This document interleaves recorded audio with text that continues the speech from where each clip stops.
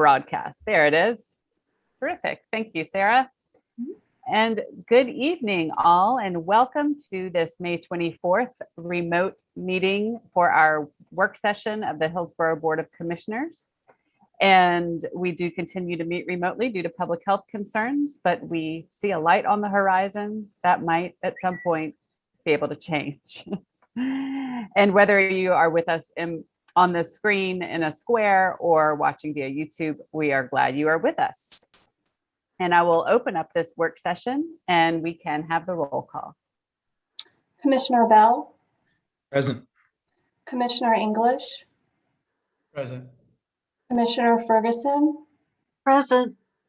Commissioner Hughes. Commissioner Lloyd. Yeah. Mayor Weaver. I am here. Thank you so much.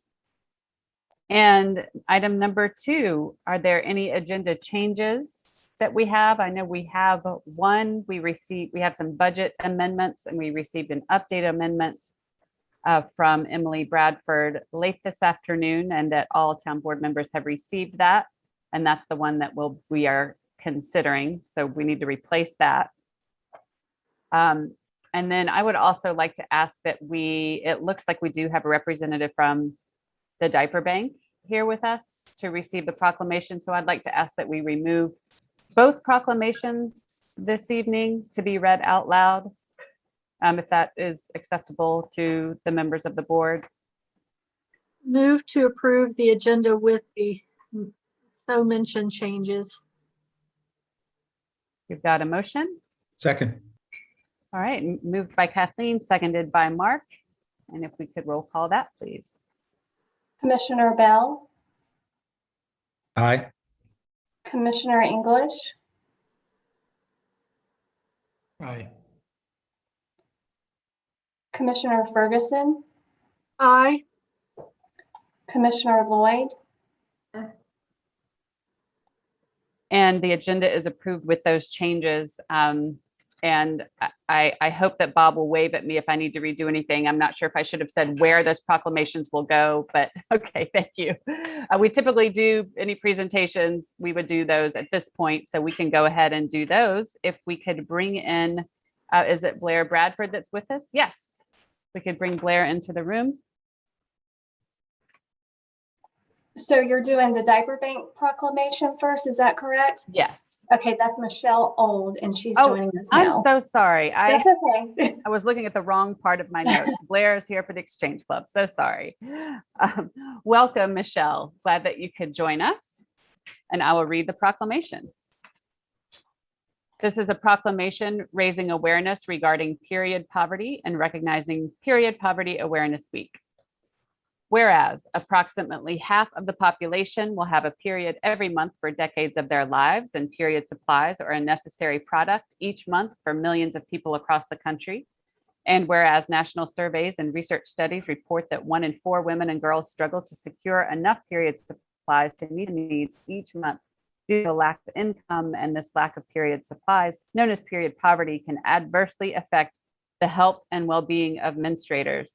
And whereas national surveys also report that 1 in 5 women and girls miss work or school due to lacking sufficient period supplies, exacerbating the vicious cycle of poverty by forcing menstruators to withdraw from daily life, losing pay, or missing educational opportunities. And whereas menstruators struggling with period poverty risk infections by using proxy products not intended for this purpose, or not changing products as often as needed.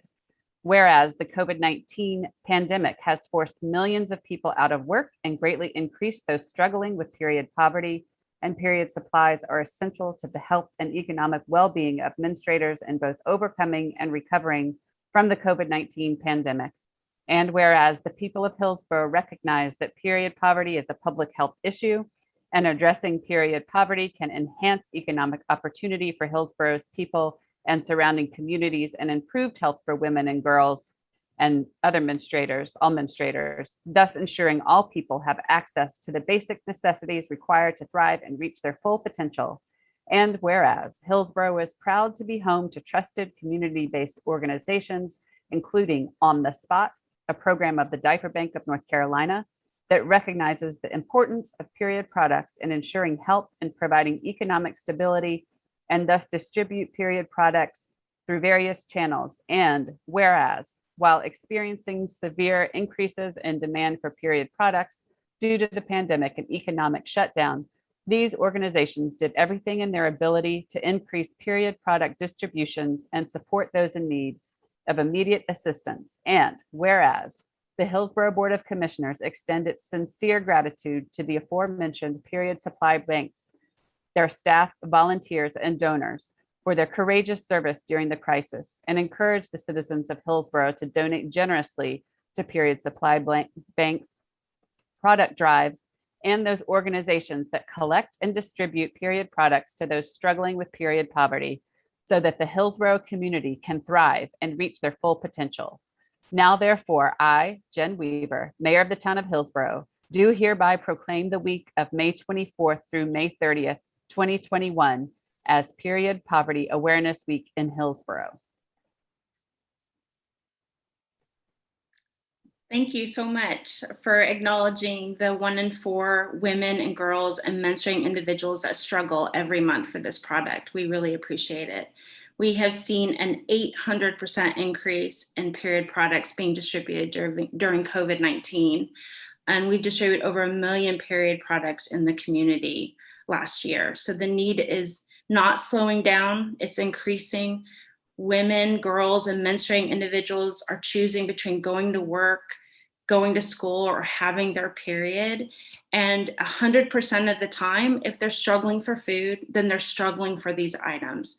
WIC and food stamps do not cover them, and there's no assistance. So we really are grateful for you acknowledging that this is a true struggle in your community, and it's something that we need to take seriously and be addressing.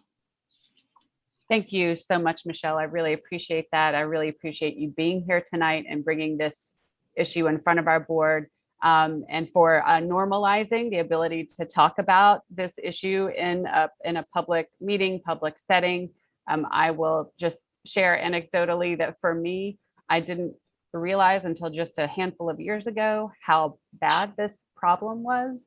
Yeah. And of course, when I was educated, it seems so obvious as someone who has spent lots and lots of money on period products for many decades.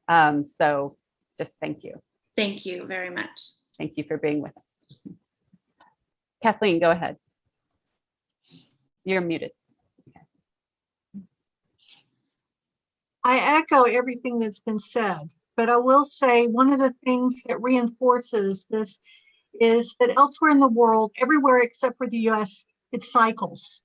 Periods make it sound like it stops. You have one and you're done. As opposed to we have cycles. Mm-hmm. And so it's something that as we move forward and as we are engaging in this, because it is a very important topic, is reinforcing this is part of life for decades. That's right. And it is cyclical, not one and done. That's very right. Yes. Thank you. Thank you, Kathleen. Well said. Okay, thank you for being with us, and best of care to you. Thank you. Take care. Absolutely. And the next item we have is to read a proclamation declaring June 2021 as LGBTQ+ Pride Month. And we are reading this at our May workshop meeting so that we can have this official for the whole month of June. And I will begin by reading this proclamation. And actually, before I do that, I just want to acknowledge and thank Commissioner Hughes for this being the second year that we have made a declaration of Pride Month. I believe this is only the second time we've done it. And I am grateful for Matt as our first out LGBTQ member of the Board of Commissioners for bringing that before us and being sure this is full and present on our agenda. And of course, we will also have flags up for the first time this year as well. So thank you, Matt. Okay, proclamation declaring June 2021 as LGBTQ+ Pride Month. Whereas all are welcome in the town of Hillsborough to live, work, and play, and every family deserves a place to call home where they are safe, happy, accepted, and supported. And whereas the town of Hillsborough denounces prejudice and discrimination based on age, gender identity, gender expression, race, religion, marital or familial status, national origin, immigration status, sexual orientation, or physical attributes as an affront to our fundamental principles. And whereas Pride Month began in June of 1969 on the one-year anniversary of the Stonewall Uprising in New York City after LGBTQ+ and allied friends rose up and fought against the constant police harassment and discriminatory laws that have since been declared unconstitutional. And whereas throughout much of the history of the United States, same-sex relationships were criminalized in many states, and many LGBTQ+ people in the United States were forced to hide their LGBTQ+ identities while living in secrecy and fear, including under previous policies such as Don't Ask, Don't Tell. And whereas LGBTQ+ people in the United States face disparities in employment, healthcare, education, housing, and many other areas central to the pursuit of happiness in the United States. And whereas 30 states have no explicit ban on discrimination based on sexual orientation and gender identity in the workplace, housing, or public accommodations. And 30 states have no explicit ban on discrimination against LGBTQ+ individuals in education. And whereas Hillsborough has historically offered support to the LGBTQ+ community by extending same-sex partner benefits to town employees before the legalization of same-sex marriage, and officially opposing the 2012 amendment to the North Carolina Constitution defining marriage as being between one man and one woman. And whereas Hillsborough proclaimed LGBTQ+ Pride Month in 2018 at the suggestion of the town's first out member of the Board of Commissioners. And whereas Hillsborough became the first municipality in North Carolina to pass a non-discrimination ordinance after the sunset of HB 142 to extend vital protections to LGBTQ+ individuals working, living, and visiting our town. And whereas the town of Hillsborough appreciates the cultural, civic, and economic contribution of the lesbian, gay, bisexual, transgender, and queer community, which strengthens our collective community and social welfare. And whereas it is imperative that young people in our community, regardless of sexual orientation, gender identity, and expression, feel valued, safe, empowered, and supported by their community. And whereas despite being marginalized, LGBTQ+ people continue to celebrate authenticity, acceptance, and love. Now, therefore, I, Jen Weaver, Mayor of the town of Hillsborough, do hereby proclaim the month of June 2021 as LGBTQ+ Pride Month and urge residents to recognize the contributions made by members of the LGBTQ+ community and to actively promote the principles of equality, liberty, and justice in Hillsborough. Further, the town of Hillsborough calls upon the United States Congress to pass the Equality Act to extend vital and potentially life-saving protections to LGBTQ+ Americans in all jurisdictions, and the North Carolina General Assembly to enact LGBTQ+ protections in employment, housing, education, and hate crimes. And thus it is declared.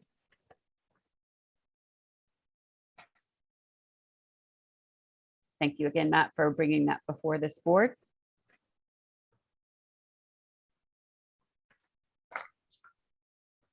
And now we can move on to item number 3. Mayor, Yes. I believe you skipped over the consent agenda. Yes, that's what, yes, I think that's what comes up next. I I'm didn't state that super clearly as I was busy Okay. kind of nodding and confirming things with Bob, but Gotcha, yeah. gotcha. But thank you for being sure I am on track. I need a herder often. Item number 3, items for the consent. Item number 3 is our consent agenda as it was amended. What's the pleasure of this board? Move to approve the amended version of the consent agenda. Moved by Kathleen,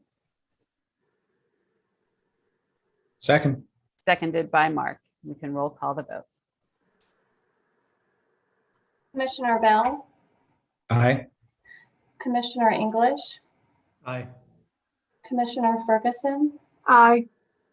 Commissioner Hughes, Aye. Commissioner Lloyd,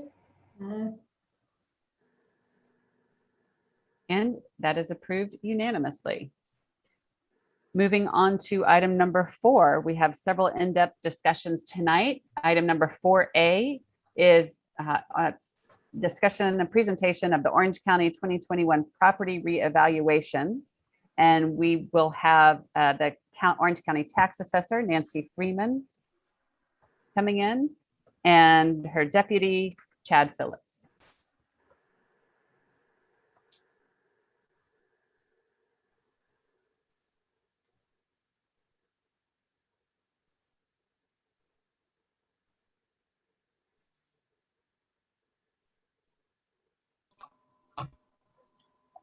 Good evening.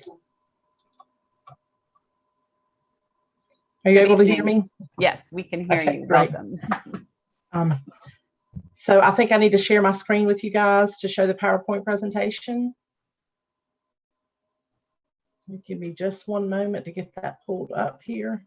I hope you're all doing well this evening. Well, you're hanging in there. Thank you. I'm sorry, this is taking a couple of minutes longer than I thought it would to load. That's all right. At this point, I think we've all been there.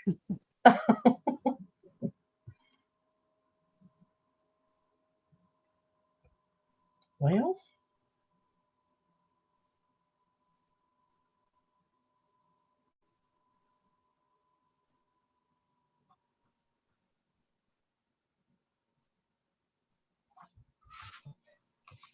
all right. Now we have this.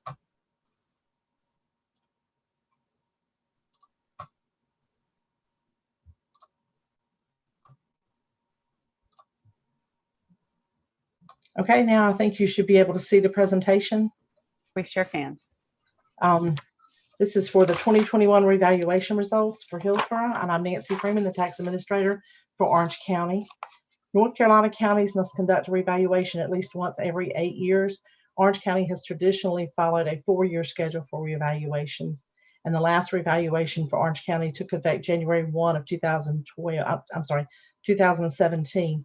The effective date of this revaluation is January 1 of 2021. The revaluation is a process of updating the real property tax assessments to market value and present use value as of a single appraisal date. The primary goal of the revaluation is to equalize the tax base. It is needed to realign the values of the real properties throughout the county to maintain an equitable and uniform property values among the property owners. Market values are shaped by property sales, and our office has a responsibility to look at the sales and interpret the market data and estimate market values for all the properties by way of mass appraisal methods. What's the market value? We value all sales in the county to determine if they are qualified sales. We use the qualified sales to shape the values for the property sales in the county. A qualified sale is also known as an arm's length transaction. In real estate, an arm's length transaction is when the buyer and the seller each act in their own self-interest to try to get the best deal that they can. In most sales, the seller is trying to make the largest profit while the buyer is trying to pay the least amount of money possible for the property. What is not a qualified sale? A foreclosure sale, or a sale where there is a relationship or business affiliation between the seller and the buyer.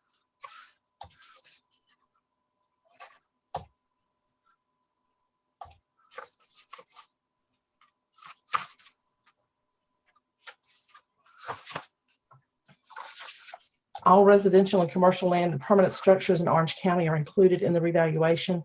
Personal property such as motor vehicles or boats, planes, public utility property, business personal property are not included in the revaluation as they are revalued every year.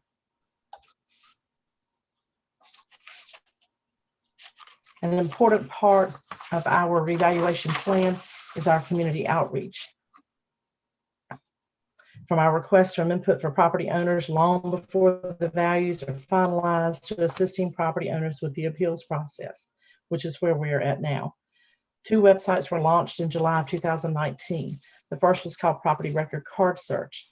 This site provides current information that we have on record for each property.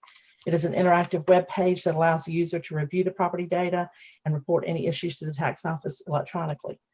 The second one is Public Compar website. And this website allows the user to review sales information on similar properties to their own. The tax office also mailed data validation forms in February of 2020. This form has basic data for each property and gives the owner the opportunity to review and respond to let us know of any inaccuracies. We received over 4,300 responses to update data on properties. We included a revaluation information insert with the 2020 tax bills that were mailed in July of 2020 to let property owners know that we would be sending the notices out in the spring. We launched an informative revaluation video on our website also in July of 2020 that helps to explain how the revaluation works. We provided a presentation to the Orange County Board of Commissioners in October of 2020 during the Schedule of Values public hearing. Revaluation information was sent in by way of an insert with the 2021 listing forms that we mailed out in December of 2020. We've also provided periodic public announcements for the county main website. We've highlighted the revaluation in local newspaper advertisements and used social media to bring the revaluation process to the attention of the public. And this is an important part of our revaluation because the more input we have from the property owners about their property, the more accurately we are able to value the properties. We are continuing public outreach even now. Our county public announcements are explaining or have information to explain the appeals process. And shortly after we sent out a revaluation notice, the Chamber of Commerce for the Chapel Hill and Orange County included a blog that had information about our appeals process as well. In order to provide the most accurate values for our commercial properties, we enlisted services of a local commercial real estate appraisal firm to provide market research and sales information. A second commercial appraisal firm was then interpreted the market data and provided the recommended values for our commercial properties. This firm carefully researched the data available to take into account any effects of the pandemic that we were aware of that had taken effect on commercial properties prior to January 1 of 2021. The end result data was reviewed by our senior staff appraisers and was entered into our appraisal system. Residential properties were valued by our Orange County appraisal team. Each of our appraisers is certified by the North Carolina Department of Revenue. They must pass required courses and maintain certification with continuing education. North Carolina Department of Revenue provides specific sales qualifying training, and our appraisers have attended that training. Each sale in Orange County is reviewed and categorized as qualified or non-qualified. Again, the arm's length transaction is equal to a qualified sale. We review all sales in the county to determine if they are qualified sales. We use the qualified sales to shape the values for the property. And again, a not qualified sale would be a foreclosure sale or a sale where there's a relationship between the seller and the buyer. The purpose is to eliminate sales that are not indicative of fair market value transactions. We use 2 years worth of sales data in our sales bank to shape the values for the revaluation.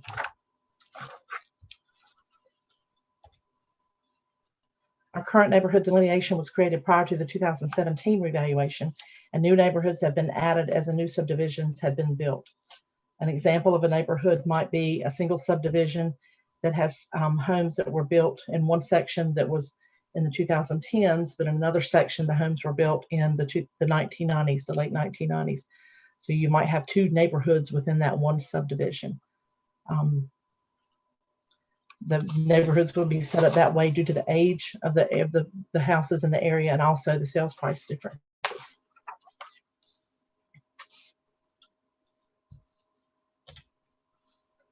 Residential properties were valued by the Orange County appraisal staff, and there has been a strong seller's market for residential properties where the pandemic has not weakened the market at this point. Our office conducted a survey of other counties conducting a 2021 revaluation. How does Orange County compare? The survey of the counties shows a countywide growth of 17.88% with a median of 16%. We have 15 counties that responded, and the range for these 15 counties was from 8% up to 36% increase.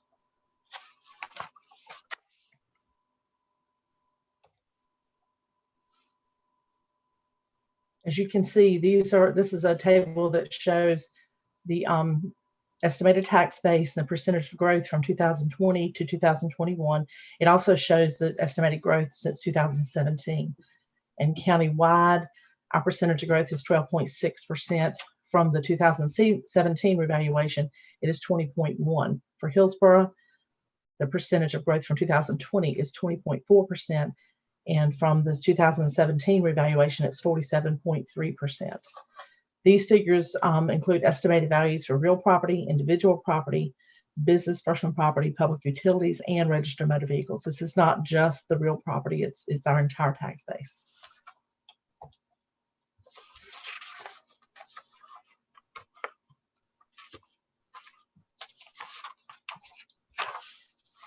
The 2021 countywide tax base for the entire county, $21,739,530,791. Overall percentage growth is 12.6%. Overall percentage growth from the most recent revaluation, 20.1%. Residential represents approximately 77% of the 2021 tax base, and commercial represents approximately 23%. The overall growth for residential is approximately 36%, and the commercial overall growth is approximately 11%. For Hillsborough, the tax base is $1,491,892,443. Overall percentage of growth is 20.4%, and from the 2017 revaluation, it's 47.3%. And of that, 63% would represent the residential properties, and 37% would represent the commercial properties. In comparison, in 2017, residential represented 59% and commercial was 41%.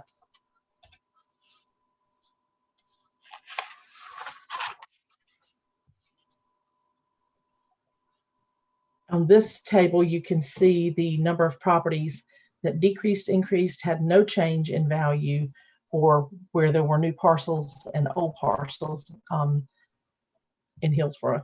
And as you can see, 3,590 properties increased. That would be 84% of the properties in Hillsborough. The new and old parcels, the new parcels would be where if you have one parcel that you split into 2 or 3 other pieces of property, that there would be new parcels that would be created. And old parcels would be the one that was split is no longer, it's pretty much retired, and the new ones take its place. So the total number of parcels is 4,271 parcels. We have average value of homes based on jurisdiction. As you can see here, Hillsborough's mean home valuation is $275,377, and the median is $256,300. These values include building and land and other features such as garages or sheds, and we did not include townhomes and condominiums in these values.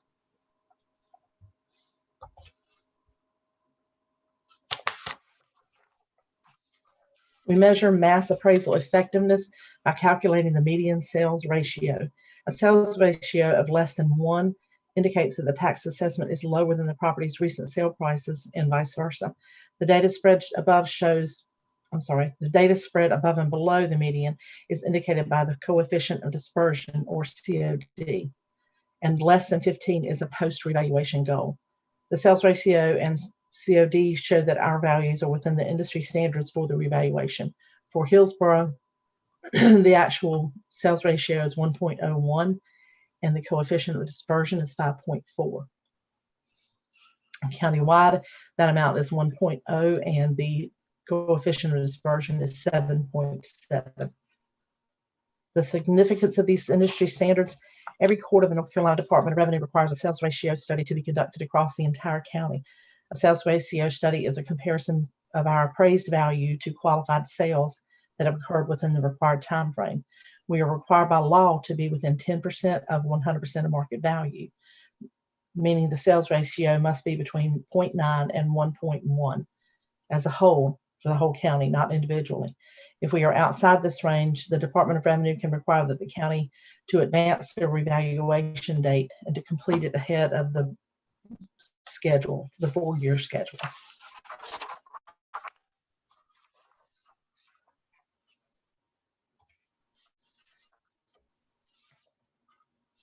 Sales ratios are verified by category of property, and the ratio indicates tax assessment represents about 100% of current market sales.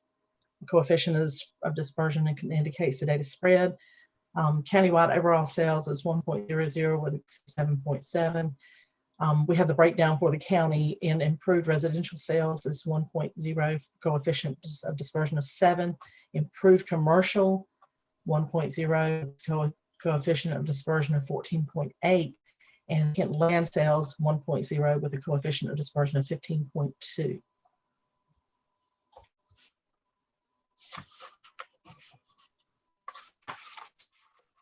Our remaining schedule, the new values were available on our website on March 22nd. The notices were mailed on March 24th.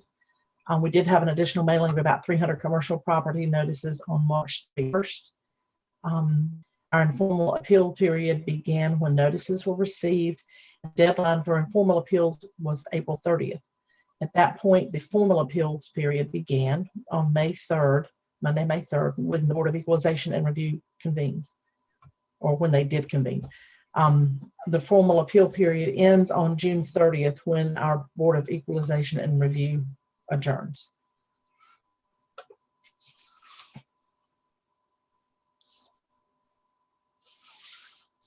And one thing that I think is important to point out here is, although the informal appeal period is over, which is when your appeal would go to our appraisal team to be reviewed, the formal appeal is basically the same thing. You would provide your information, and our staff would review the information and provide information to the Board of Equalization Review, along with the information that is applied by the appellant.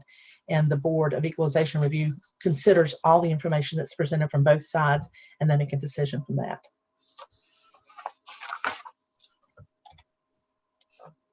The revaluation notice mailing included information on how to navigate our new online appeal tool. There's the website address is appeals.specialist.com/NC-orange #. In addition, we included an informal appeal period and the instructions for completing it with the revaluation notice. There's also information on how to navigate the 2 online tools we have to assist property owners in researching their property, the property record card search and the public comper. All of this was included with the revaluation notice. The appeals process. Taxpayers may appeal their assessment through June 30th of 2021. Stage 1 is the informal appeal. It is an in-house review with our staff appraisers through April 30th. Stage 2 is the formal appeal. That's a hearing with the Orange County Board of Equalization and Review through June 30th. Stage 3 would be the North Carolina Property Tax Commission. If there are appellants who are not satisfied with the judgment of the Board of Equalization and Review, they may appeal to the Property Tax Commission. And there's one step beyond that would be the appeals court. The county values of real property by way of mass appraisal, which means that we may not have data that could be individual to specific homes. Information provided in an appeal can help us determine if we have the property valued correctly. Property owner information helps us to ensure that we have the best data and therefore the most accurate values.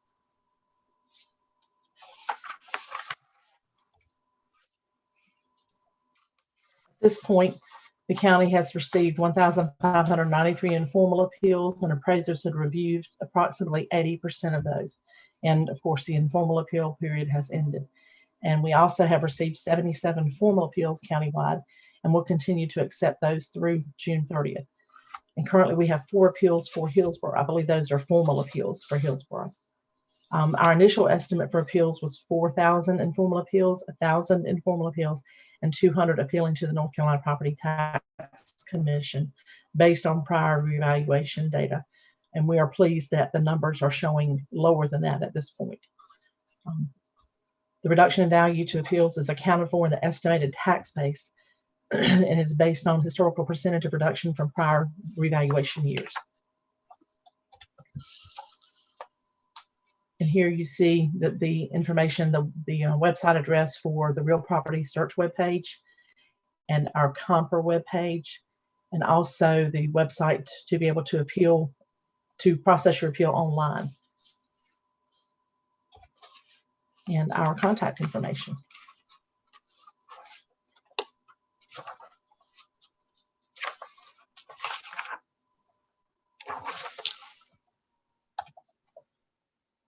Thank you so much, Ms. Freeman. Really appreciate you taking the time to present this to us. And I'm going to let you continue to drive the train in case board members have questions for you. And I'll just let you call on people if that's okay. Okay, Ms. Ferguson, Kathleen Ferguson. Yes, I know that you provided the definitions for the sales ratios and the COD or whatever, but what does that mean in English? I have no idea what. I read it, I heard you, and I don't know what it means. Can you explain it to me in Basically what it simple means language? is that we use the sales data that we collect over the course of the prior 2 years, the qualified sales. We use that information to help us to value the properties. And once we've done the valuations, we look back at the values that we have on the properties and compare them to the sales information to see what kind of ratio we get, whether we are in line with what we should be doing as far as valuing those properties. And the So with dispersion would be, Oops. go ahead. With our numbers being, I think you said what, 5.5 as opposed to some of the others were 7.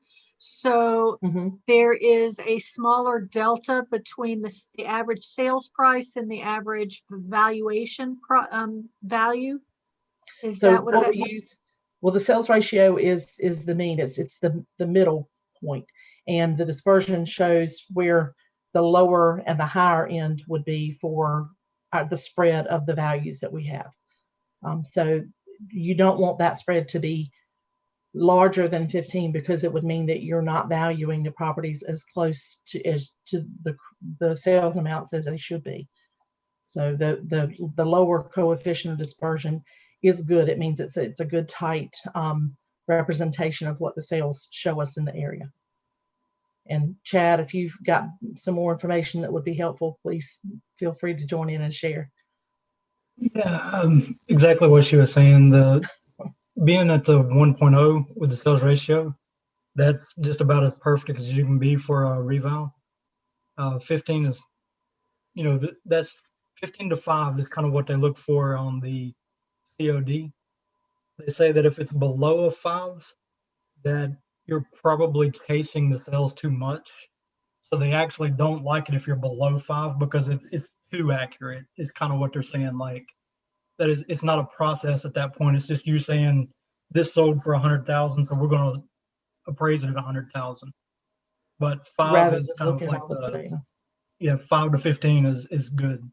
So So Does that with our numbers being 5.5 versus the other jurisdictions being 7, how is it that ours is closer to 5, whereas the other jurisdictions are higher? And what does that really mean?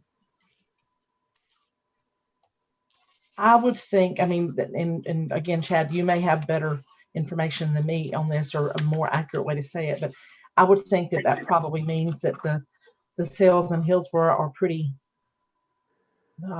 standard and that they don't vary a whole lot. You don't have a lot of differences in how the sales would be in the area. A lot of fluctuation. So it's pretty standard, and therefore the values are more easily grouped together. Does that help any, Chad? I don't know if that sounds correct to you. yeah, I think that's a good explanation. Okay, thank you. You're welcome.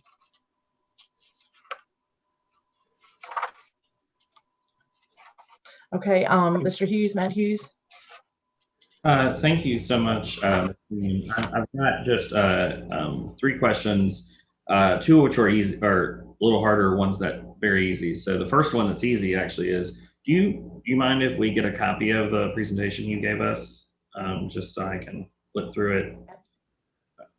Thank you. And then Absolutely. I can email it. appreciate that. In your I presentation, have that. I'll share it with the board. okay, great. Thank you, Sarah.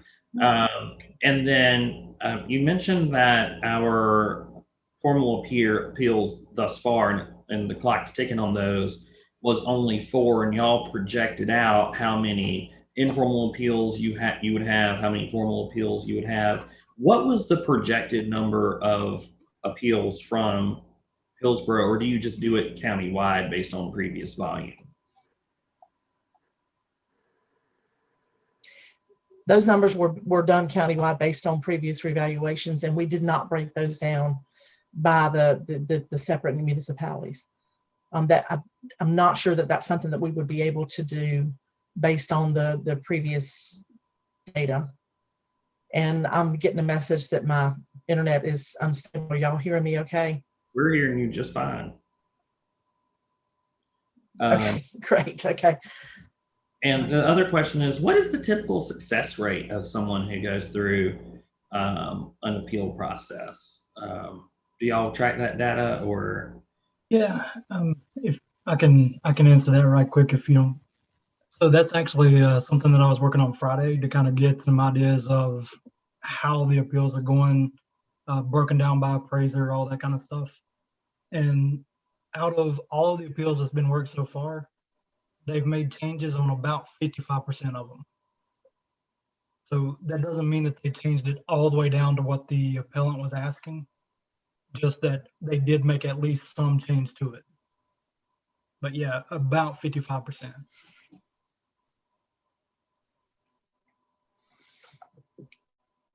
And I mean, one thing too, and Chad, you may have this information. When we have an appeal, most often the vast majority would be for someone who wants to have their value lowered. There are, a tiny percentage of people who are saying it's not high enough. So a change might be, or is most likely going to be, lowered value. There could be occasionally times when values are increased. Sometimes that happens when someone asks for it to be lowered, and we start investigating the property and find that there's property there that we were not aware of and did not have lists. That's something that would cause it value to go up. That's not always what someone is anticipating to do, but occasionally, vast majority, it's the values are going down. So, Ms. Freeman, you opened a can of worms. Why would someone think that their values are too low? I noticed Bob kind of chuckled, and I was kind of thinking, is there a competency statement sometimes that's required of these? I mean, do you find that maybe someone is trying to sell property and, they're wanting to make sure that it's that the tax rolls reflect, the value of the property? I mean, I can't imagine a lot of homeowners who are looking to stay in their homes saying, I think my property is undervalued. The few that I have seen, which I think amounts to 2, would be situations where people were looking to sell their properties and they, did not think that the tax value accurately reflected their property. Great, thank you so much. Mm-hmm. Yes, Mr. Bell. When will the kind of the final accounting of property taxes and all that be settled, post all the various appeals that are going to happen? When will that process be fully completed? And does the county provide some type of report to the community, to the county, that goes into high level analysis of what changed and why, and kind of like what you've done? You've given some preliminary reports on the towns versus the county, but is there some type of executive summary that is produced for the citizens of Orange County to help us understand what's been happening?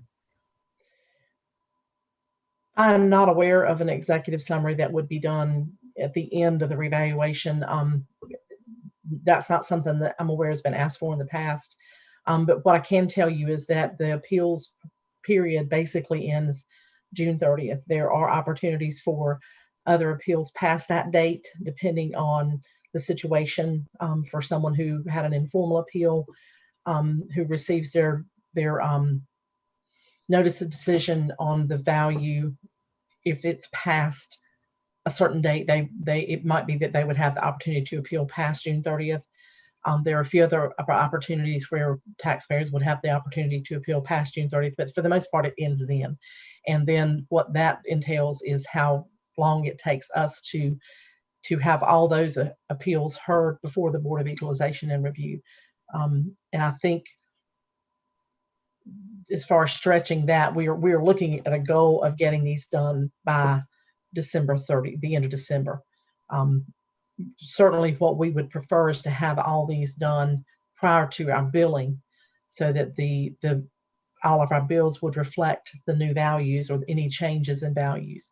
But from June 30th to the time that we bill, which is generally at the end of July, it's very likely that we won't be able to get all of those appeals heard before the Board of Equalization Review. So there may be changes to the bills once they've actually been billed. So in long term, more than likely at the end of December, but we would be hoping for that to happen sooner than December 30th. There are always changes in values, that happens. It's a fluid thing. There's different reasons that properties values would change, even in a non-revaluation year. So an accounting for a final accounting for the year basically would be at the end of December, because that's when you stop seeing changes to the values at that point. If it's something that you would like to see as a board, we could certainly provide information once the Board of Equalization and Review stops hearing appeals. We could provide more information at that point. But I don't think that's something that we've done in the past. Chad, are you familiar with any kind of a final accounting that has been done in the past? I think, if I remember right, I think Dwayne did like a brief little thing for the Board of Commissioners that just said, we had X amount of appeals and this amount of value change, but Okay. it wasn't like, anything long or drawn out. So that would be something that we could provide you then, if that would be helpful, once the Board of Equalization Review has heard all the appeals. Thank you. I'm just speculating that, given that this is probably going to be an unusual revaluation for so many people, that communicating to the citizens of the county and to the municipalities overtly to say, here's the final picture and here's what has been influencing the market to create these differences, might not be a bad idea. But I don't know if that's something we can ask for. Does the county commissioner, do they have to ask for that? So just a suggestion. Okay, thank you. I can certainly bring that to the board's attention, and we can look at doing that. So. Yes, Ms. Weaver? I'm wondering if you can help me with something that, it's been in conversation in the community with, some of the issues that were real clear in Northside neighborhood in Chapel Hill and some other neighborhoods in Chapel Hill. And, I want to say it's also very clear to me, y'all, did your job excellently and according to best practices. And yet we can also tell there's something else going on, in neighborhoods like that. And I know that Hillsborough is a different community. We don't have the same kind of student population that's causing, those issues in the southern part of the county. But I guess I'm just wondering if y'all are doing any spot checking or investigating, or if that phenomenon is happening in this area also, if you can speak to that in any way you're able to.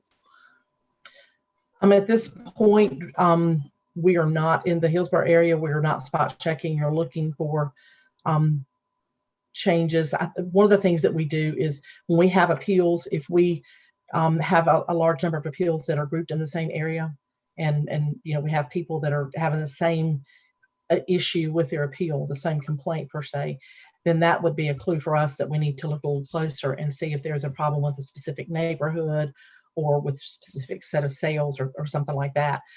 So if we were to see that need, we would certainly look forward to it and look at it more closely. Right now, what we're looking at with the areas that we are in, these are they're neighborhood conservation districts. And that's one of the things that we are looking at there because of the disparity, the differences in the prices and the values that are in that area. And as far as we are aware, those are the only neighborhood conservation districts are located in Chapel Hill at this time. We are also, looking at other groups of property, if there or would be something that we need to see otherwise than the neighborhood conservation districts. But at this point, we don't have any other ones that we are investigating in the Hillsborough area. So, Thank you. mhm.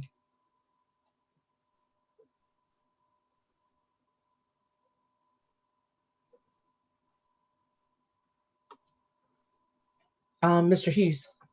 Sorry, I've been writing down a bunch of notes and I may have missed it. You mentioned the issue of neighborhood conservation districts, and that is something that we've had some informal discussion about on this board. We've never really taken any action on it. What has been the impact on neighborhood conservation districts? Is it potentially driving up the cost of the underlying land, or how is that working? Tab, would you like to explain what you've seen there? Yeah, so He's the expert. Yeah, I've spent a lot of time on the north side here the last little bit. I got to go down and do a tour with the Jackson Center. They had a golf cart and drove us around, let us look at the property.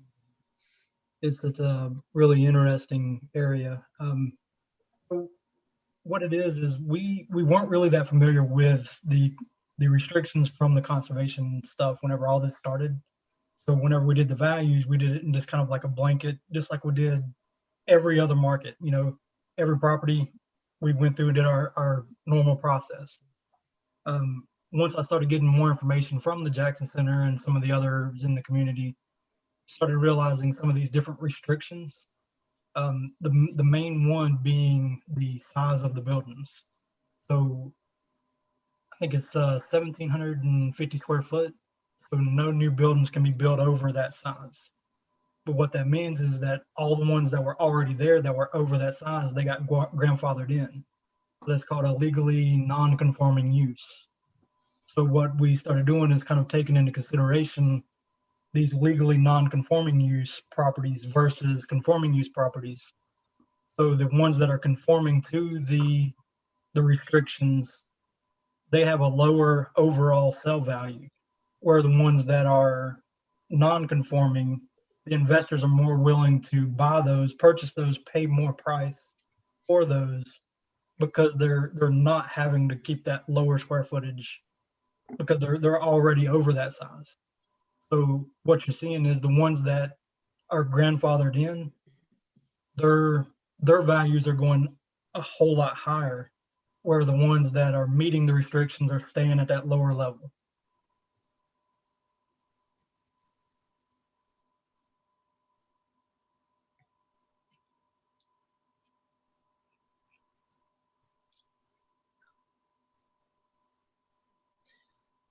I don't think I see any hands raised, but please, if I've missed somebody, please let me know.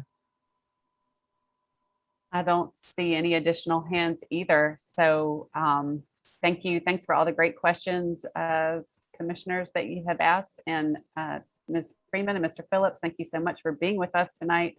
Really appreciate the level of detail and all the insight you gave us as we asked our questions. Thank you. Well, thank you. Thank you for the opportunity. We appreciate it. Absolutely. I'll have a nice evening. You too. Yeah, too. Bye-bye. Next, we have item 4B, which is a fiscal year 2022 community reinvestment funds. And we have two requests to consider for this item.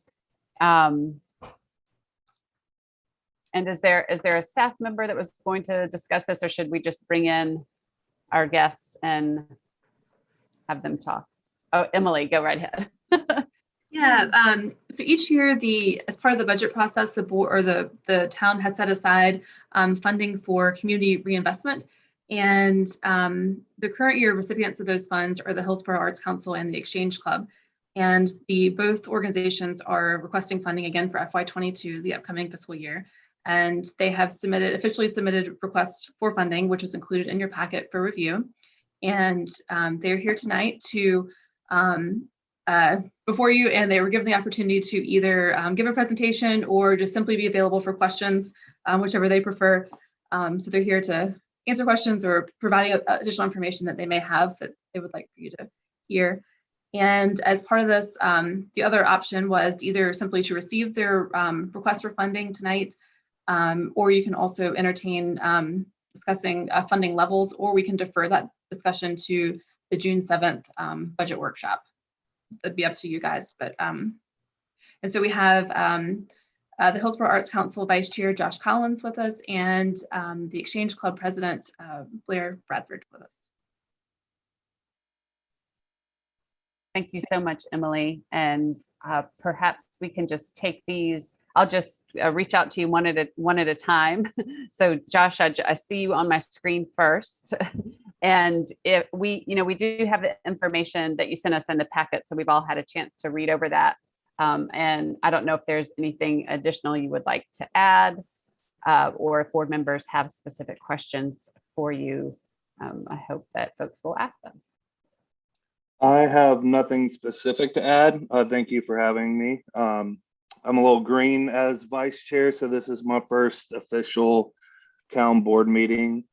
Exciting stuff. So thanks for having me. More so just jumping on here to answer any questions. I know we had a lot of changes last year in COVID because a lot of our events are participatory and like in person. And now we're shifting the model of what we're used to a little bit. So just wanted to be here to answer any questions you all might have.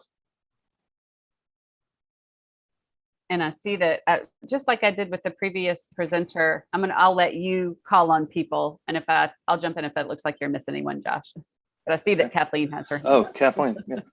I see the emoji now. Okay, that's how it works. Yeah, and this is going to be the same question for each of you. So in the new American Reinvestment Act, there are funds specifically targeting for arts groups, arts and theater, performing arts. Have you applied for those, or do you have plans to be applying for those? At risk of saying something inaccurate, I'm not sure if we have already. I'm sure if there are funds available for the arts, we will go after that. We have a pretty big initiative coming up to start moving towards more of an employing our citizens versus leveraging volunteerism. So part of that is a big capital push and looking for grant opportunities or other funding sources. Okay, I highly encourage you to keep an eye on that because there are pots of money specifically targeting performance, different from arts groups, different from, so they're broken down and there's a lot of money available coming through federal, through state, through, that bypasses the municipalities. Thank you for that. Well, I'm sure we've talked about it a couple of times. There's been obviously a lot going on with all of that. So we'll definitely look into it. Thank you for the heads up. And again, that's going to be for also for Blair, because there are different monies for parks and recreation. And so, I mean, we're in a position where there's quite a bit of funding available. Again, it's going to there's pots that bypass the municipalities and it's straight to the organizations for the organizations to apply.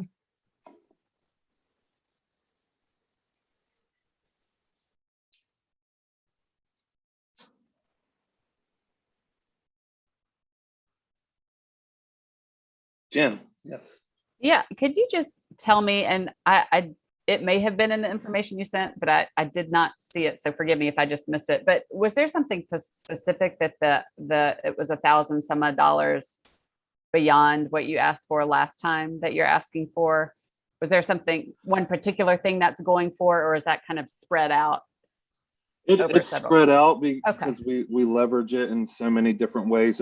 But again, the biggest thing that we have been focusing on with our new executive committee, with Anna Linville and Merle and David Hayes and myself, is to really look at how can we stop relying on people's good donation of their time for free, and how can we transition that into employing local citizens, and also having even bigger of an economic impact on arts and local businesses.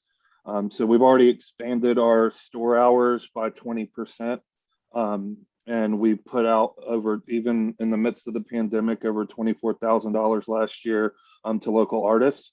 And we're trending upwards now. We have Molly Thomas is officially a full-time employee now for the Arts Council, and she is just an absolute treasure. I feel so fortunate we have her full-time, but she's really putting a concerted effort into increasing volume for the artists, and really just transitioning more, because historically we've been a group of people that have been arts lovers or artists really trying to come together to create something, and our organization, even though as a nonprofit, has grown out of that kind of startup phase, and we have a real opportunity, if we implement some strategic initiatives, to grow that and have a larger impact on artists and the community. So that is a philosophical answer to what we are asking for.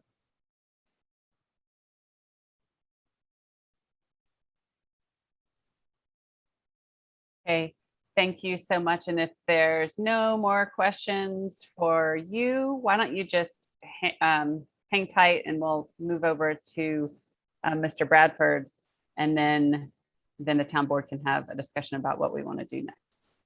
Thank you, everybody.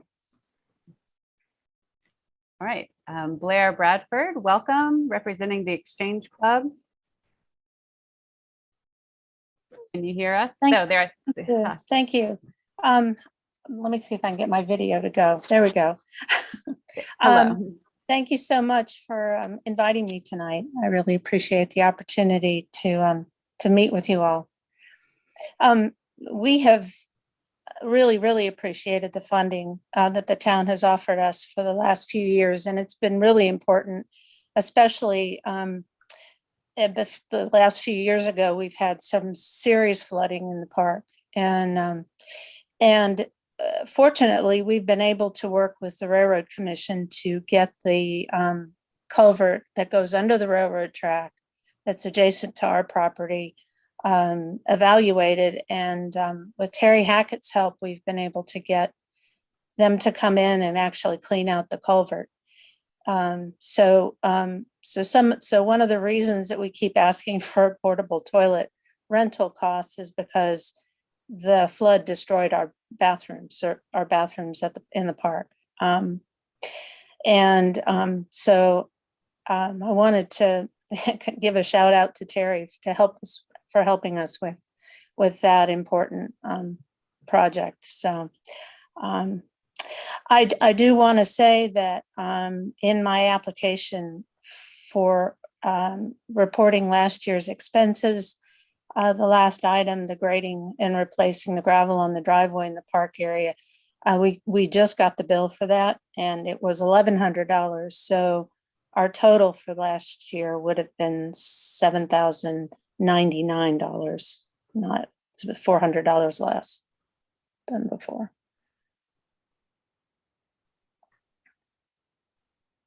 Thank you so much, especially that attention to detail. Let's see if folks have questions for you as well.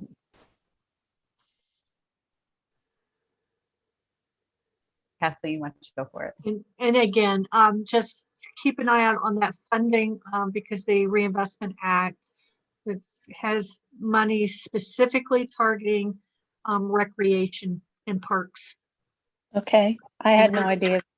But it's something that it bypasses municipalities. You would have, just like with the arts, you have to apply directly once that comes down. That might be also important for HYAA as well, because of because we don't have anything to do with their business model or their plans, but we provide them with the land for their ball field. So, Well, and since you have the land, it would probably be you. There's some tricky things and there's some different, okay, there's so many different pots. They may, because it could be considered performance. So they may be able to apply to multiples, and that's for each of you. There are multiple pots targeting specific, venues, performance, parks and rec, arts, music. All of these are literally different pots. So it's keep an eye out and be creative and really look at where you are eligible to apply for multiple funding streams. okay. And so this is reinvestment money from the federal government. Yes. Okay, And some of it will be coming directly from the feds. Some of it's going to be funneled through the states. okay. I'll definitely check it out. Thank you. There's more, we don't have the guidances yet completely from Congress. We're getting, every day, well, every week we get a little bit more, but it's just something, again, for each of y'all, please keep your eyes out and be aggressive in what you're going after, because it's a one-time shot. Okay. Thank you. And it could be that, I'll just jump in and say, it could be that if you need any assistance navigating that Congressman Price's office, I would imagine, would be a good resource, as they would have that guidance Okay. in their constituent services. Right. And Ms. Bradford, I'll let you call on folks as you see them, if that's okay. Well, I don't see anybody but you on my screen. Oh, right now. okay. Then I'll just do it. It's fine. I see Commissioner Rob English. Go for it, Rob. Hi, Blair. Hi, Quick Rob. question. So the portable handicap toilet that you all lease, is Yes. that just for users at Exchange Club, or does the HYA have a separate one? HYA's been able to renovate their bathroom. So they are not using a portable toilet.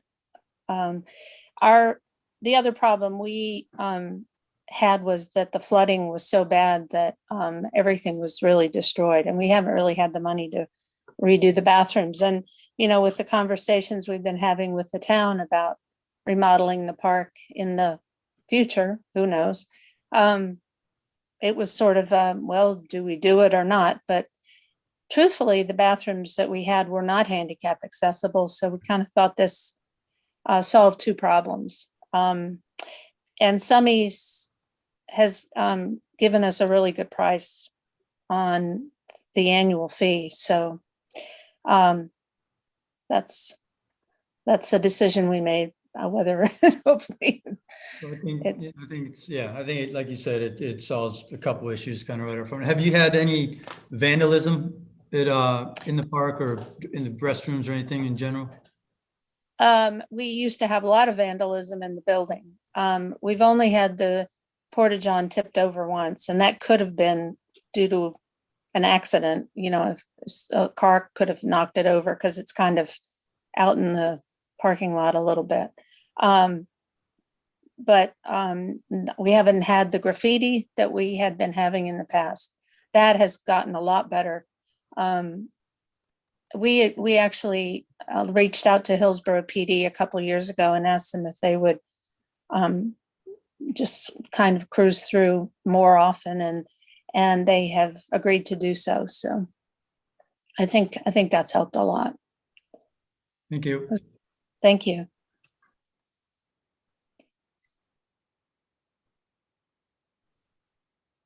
Other questions for Blair?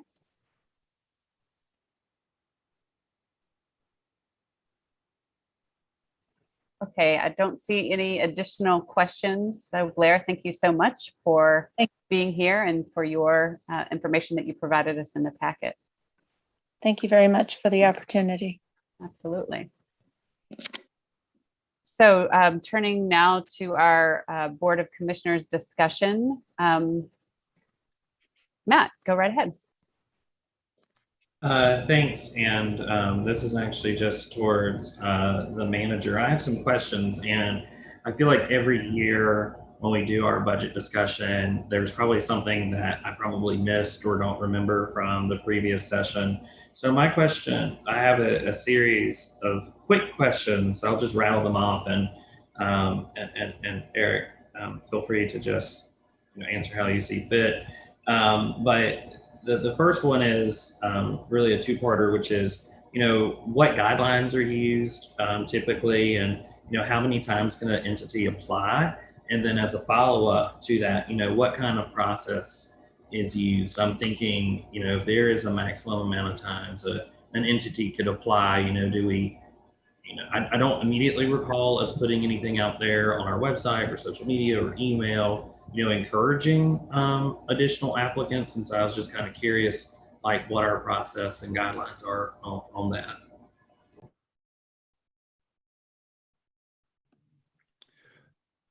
I'm trying to think whether I should take a stab at this or ask Jen Della Valle to come in. Or Emily, have you taken over the nonprofits as far as the process goes? I have, but Jen could probably speak. I think she was involved in the process where we redesigned it several years ago. So she could probably speak more accurately on the history and how we got to where we are. Yeah, it looks like she's coming in because we changed everything dramatically a few years ago, and she'll be able to get us up to speed. Hi, everyone. Yes, so I can't remember how many years ago, but we did change the process. And at one point, we continued soliciting applications from organizations that had previously applied. The Food Council, I believe, was one, but then got separated out into a separate line item as we were jointly funding the coordinator position and splitting that cost. So that organization did get split out. And then we also included on our website, there's a section on there called nonprofit partnerships. And organizations that are looking to get funding from the town can request it. It's more of new organizations can make that request to the town board to consider, kind of as they see opportunities come up. And so that's kind of how it's changed in the last few years. And part of the change came from just looking to streamline the way we were handling it and reviewing those applications. And so it did change to ones that had previously gotten funding get to reapply.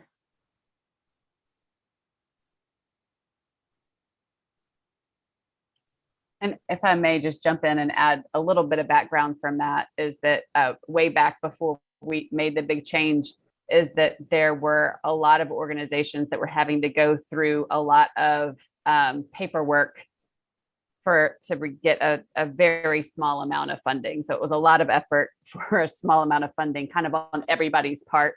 And so that's what led to the overhaul. I'm probably simplifying that a little bit too much, but that's my recollection.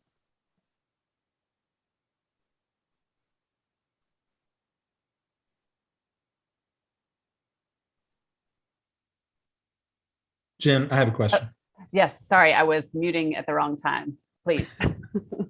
And do we have other applicants for that limited pot of money for these kinds of special uses? That's either for Jen or Eric. Not that I'm aware of. It's just the two applicants.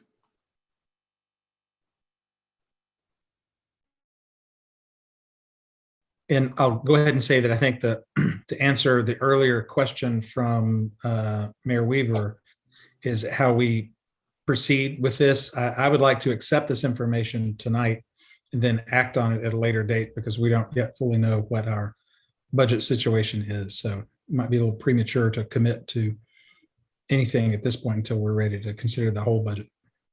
I was just going to say ditto. I was going to bring that up earlier or later when we got further in the conversation. And just to add one more point, Mayor Jen is correct in terms of kind of the context and the limited resources we had and a lot of work that went into preparing those applications. In addition, on the website, it notes that we do not receive like general requests for funding from organizations. But if an organization felt like they could partner with the town to meet a strategic objective that the town has and can help partner in order to meet that objective, then that's something that they would contact town staff about to prepare some sort of proposal that really details kind of what they're tying a specific initiative or program to meeting those objectives, as opposed to just like a general request for funding, like operations, for instance. Thank you, Jen. And I saw a lot of nodding of heads when Mark was suggesting that we accept this information and bring it for a decision at a later time after we know more about the budget.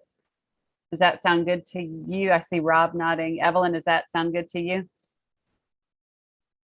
To wait on this till we've seen the budget? Evelyn, can you hear me?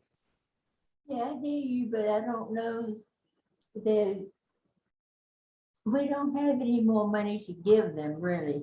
Yeah, well, what Mark was suggesting was that we accept this information and don't decide anything until at least our June 7th meeting, since we haven't seen the budget yet, and we don't have a. Yeah, that can be done, but I really don't think it's going to be any extra money. Okay. I want to save the manager because I think he's done a good job. He and the others have done a good job with the budget, and I don't know that there's going to be any extra money because he said in the beginning that what was being asked for would be about what you would get. But it's okay to discuss it later, but I don't know where you're going to get the money unless you give something else up. You'll have to take something from the others. If you get my drift. I do. I get your drift. Thank you. So we will thank you so much, Blair and Josh, for being here this evening and for the information you provided. And we will be able to give you an answer when we have a better understanding of our full budget picture. So speaking of which, we can move ahead to item number 4C, fiscal year 2022, the town manager's recommended annual budget presentation. Hi, everybody. Hello. I'm going to attempt to share my screen. So we'll see how this goes. All right. Wow, I actually did that. Let's see. Let me get this off of the design slideshow. I'm trying to get rid of the, my brain is not working here. Transition. Oh, here we go. All right.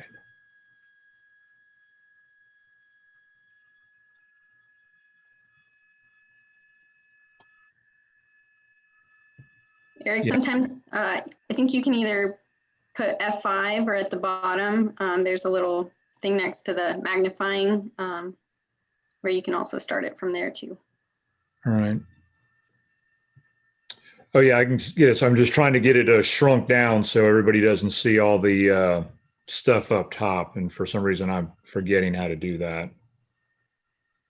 Transition. If you can do slideshow down at the bottom, there's a little thing where you can, next to the slider bar, go to your right or Yep. There we go. You almost had it. So you had the slider bar and then the icon. There we go. It should go to. Awesome. Thank you. All right. Teamwork is dream work. All right, great. So thank you, Commissioner Ferguson. So, all right. where I was talking to the budget team earlier today, and I was going, I got to feel bad about delivering the budget late. And then I was reminded that this is actually on time for everybody else in North Carolina. You've probably been reading in the newspaper reports the last week or two of budget presentations being delivered to the board. So we were hoping to do this 2 weeks ago. But one major thing that's been going on behind the scenes, there's actually been a lot going on, is that major tip of the cap to our budget director, Emily Bradford, and deputy director, Jen Della Valle. The budget software that got approved in this current year's budget, they've been basically dual tracking systems. They're doing what you're going to see when it gets delivered to you tomorrow, but they've been starting populating and getting the new budget software set up for next year. So they've had double the workload. So that makes 2 years in a row this has happened since we changed midstream last year with the COVID crisis, and canned our 3-year budget, did the 1 year to get us through. So I really appreciate their flexibility and the tremendous amount of hours they've put in. So speaking of last year, flashing back to where we were this time, this was the slide that I used last year, and it was a time of unknown. I know from a management perspective, I was concerned that we were going to have another great recession. We just didn't know, so we just cut everything back. Lots of freezes, cuts, deferments, just try to stick to the basics that we needed. We left a lot of positions vacant. So anyway, because of that, things have turned out a lot better. One of the things that it has opened up options for us. I think this year we're going to be able to fund more items in the general fund than we otherwise would have been able to do.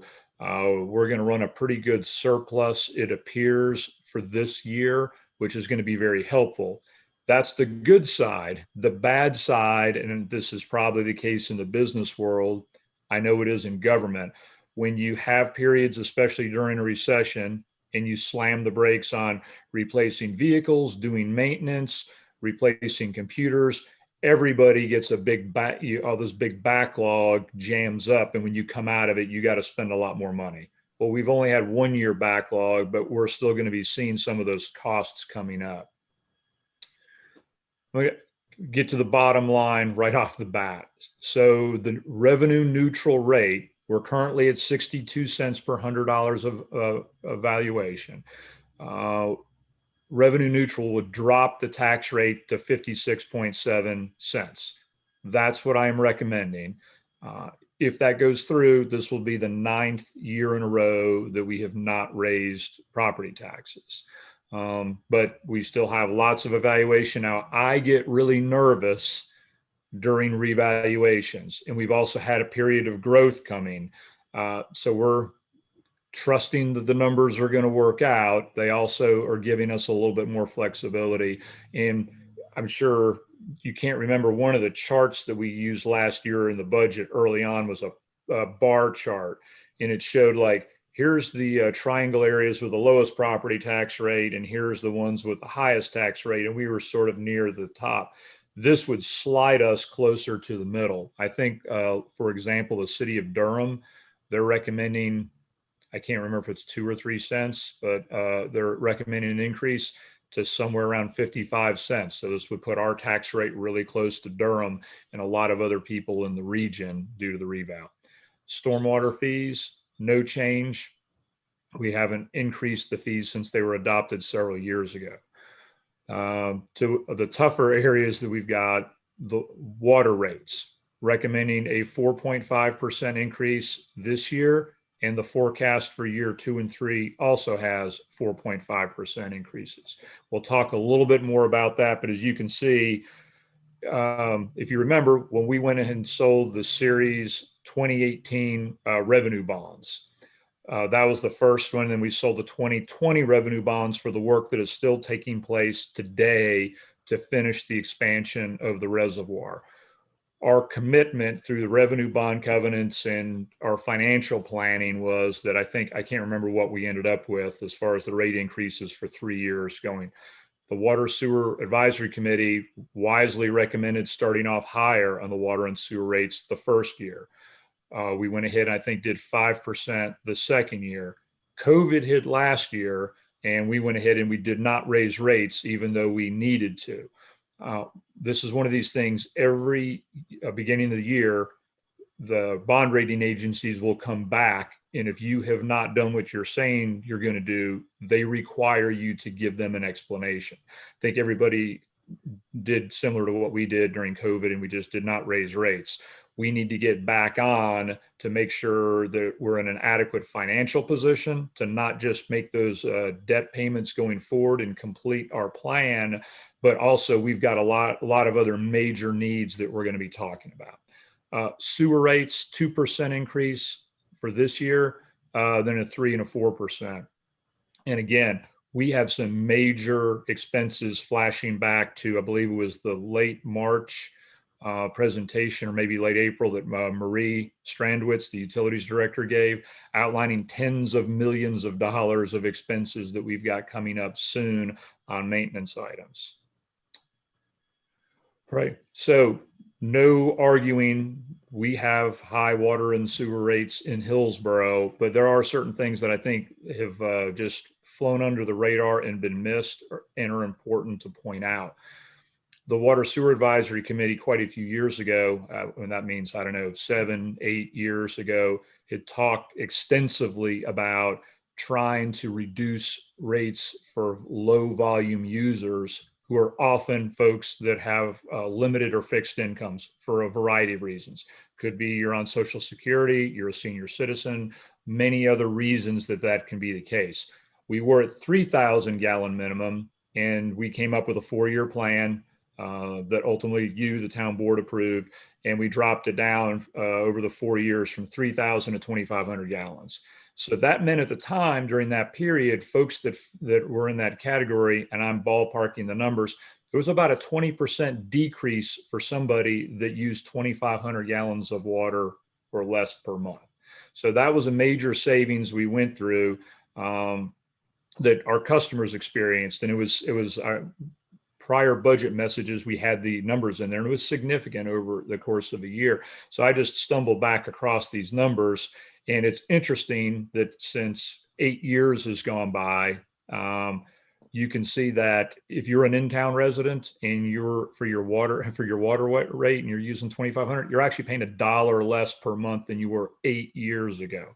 I realized that the other rate has gone up. And for folks like me, I've got a house of people that take long showers, and our bills, have gone up per 1,000 gallons and are significant. And a lot of other people do that. Same thing with out-of-town residents. That was a major, so 8 years has gone by, and folks, at least in these two categories, are paying less than they were 8 years ago. You just don't see that very often. Now, yes, overall, the rates have grown. And out of the last 8 years, not including the year we're going to go into in 22, we'd only raised water rates, I believe, 2 of those 8 years. And same thing with sewer. That was more often as we were paying for the wastewater plant, but we raised rates 4 of those 8 years. So yes, we have very high rates, but we've also gone quite a few years where we haven't raised rates, which anyway, so that's just a quick side note. General fund highlights. Of course, the budget message, when you get the budget likely tomorrow, will go into more detail, especially the department's justification forms, a lot of other information in there. Want to start off with the Public Works facility. So there is funding in there for the Public Works facility. I think we've got $200,000 to do design in what we call year 1, FY22. And an estimated cost of $2 million for the facility. If you recall, a few years ago, it was a $3 million estimate, but we're hoping to do it significantly less by moving Public Works into the 86 North facility. It's going to take rehab, renovation, and changes, but we also need to build the structures outside for them. You have heard me say before that we may have the worst Public Works facility in the state of North Carolina. And for folks that have been down and seen these small cinder block building called the Shed, it's hard to disagree with that. And we've got a trailer. The other thing is that's all we have for Public Works facilities. Our equipment sits outside. A lot of our materials sits outside. Since the old fleet facility got destroyed, all of that has been completely removed, and they're basically in temporary storage facility at another place. And so This is a major need that's a top priority, and I'm proud to say and excited that we've got funding in there to do this. Public works equipment. This is the year of public works. We're going to have to spend over $1 million replacing some major pieces of equipment. You can see it there on the bullet list. There is one piece, the boom mower, which is it's like a backhoe or a tractor. It's got an arm and it goes and cuts things in very difficult situations. They're expensive at $135,000 and they're dangerous to use. The current one we've got is worn out. We also have money in the budget to try to find a contractor to do this. We had a contractor acquired, then DOT took them away, and it's hard to find somebody to do this work. We would much rather just contract this out to a contractor. One, it would free up time for the public works staff. We would not have to buy $100,000+ piece of equipment and maintain it. They're very dangerous. They're maintenance intensive. So we're hoping that in the next 6 months that we can find a contractor in the long term that can do that. So that 1.3 million may come down, but these are major pieces of equipment we have to replace. We'll talk about that more in the budget message. The comprehensive plan we talked a lot about, should be completed in the fall of 22. A major component of the comprehensive plan are the climate and sustainability portions. We know it's going to be really expensive. The budget has $150,000 a year allocated to implementing those. So even if there's no need to spend any money yet in FY22 or 23, we can move those funds to a capital reserve fund to start banking those up. And when you see the priorities and look to implement it, one, hopefully we'll have cash on hand so we can start making these changes. Or if it's going to require debt service, you've got some funding to do it. One other option that's mentioned in the budget message for the board to consider, it could be for this year, it could be for next year, is other local governments have been, some in the area have said they're going to dedicate 1 penny on the tax rate towards climate and sustainability options. You could do the same thing and start putting those funds, earmarking them for climate and sustainability related options. You could also, that could include things like pedestrian, bike transportation, all sorts of things. But that's an option that you have going forward. We talk a little bit about that in the budget message. Diversity, equity, and inclusion initiatives. The town, as you're aware, became a member of a government alliance on race and equity. We partner with other government organizations to start placing a lot greater focus on our organization to make sure that our policies, our treatment of employees is fair and equitable, and how we can do a better job of that in identifying areas where we may be blind to areas where we're unintentionally not treating everybody the same, and being able to focus to help all of our employees as well as the community. And so we've got an internal and external focus on that. We delayed our working on the Hillsborough specific, our internal plan to participate in the Orange County countywide program with Orange County, Carrboro, and Chapel Hill. And we've got town staff that have been working on that. I believe an update is going to be coming to the town board maybe in June on that. And ultimately, the governing boards will be approving this later this year. That will then allow us to move on. I think we've got $24,000 a year, which is an estimate, on GARE types of programs and training and funding to move our organization forward. As far as developing our own internal plan, one of the things we've learned is a lot of agencies are using an outside consultant to guide and help the staff work through with the employees to do that. So we also have another $20,000 included in the budget if we feel that helps us move forward on developing our own internal plan and facilitating that. So that's a major initiative in the budget. Also, while the Fairview Community Policing Station, the transition to working towards it becoming a community center, there was not a request for what I'm about to tell you, but there's $10,000 included in the budget in year one. that we thought would help the Fairview Community Watch make some adjustments to the building as they start getting in there. It could be refurbishing or just things that help them get started with the transition. The grant that they applied for, I believe with Republic, did not come through. They were encouraged to apply for that again. Some of their funding was going to be for the building specific improvements as well as programming, but at least this gives the Community Watch some additional funds to get working and moving on that. Fire protection. This is a big deal this year. I just need to say, Orange Rural Fire Department, we could not have asked for a better partner over the years. We've had tight budget times before, and Chief Cabe is always, they've stepped up just like our other departments and throttled things back and made adjustments to help us get through. They're in the process of building the Waterstone Fire and EMS station, partnering with the county, but this is an Orange Rural Fire Department project. We're increasing the annual funding. I think we're usually in the 3 to 4% range. I believe the contract amount this year is going up 6% to help them cut that gap down so they can get that new station built.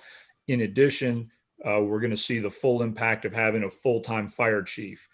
Chief Cabe came on full-time mid-year, so we only had about a portion of that cost in FY21. We're going to get the full impact in 22. So you're going to notice fire protection costs on those lines have gone up about 11%. Another major thing is the 604-618 North Churton property that the town purchased for public safety station.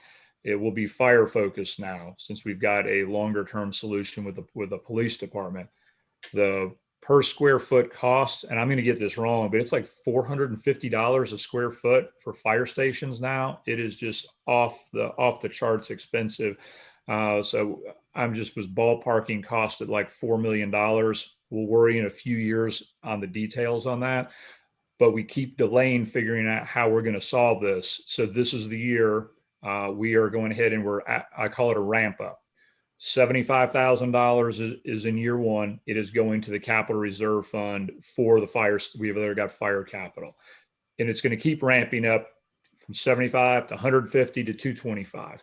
A couple reasons for doing this. I'm guessing the annual debt service on that station is going to be between $225,000 and $300,000 a year, and we're targeting to hopefully either start construction around FY25. So by ramping up and putting that money in there, we then have cash on hand to be able to start paying for the design work that's going to need to start in a few years. That is really expensive. 10 or 15% of $4 million is a lot of money. So we'll have the cash to pay for that.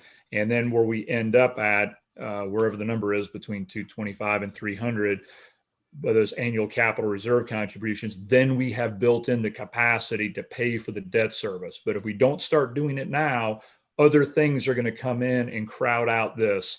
So it's not just getting the fire department out of however old that building is that used to be a car dealership.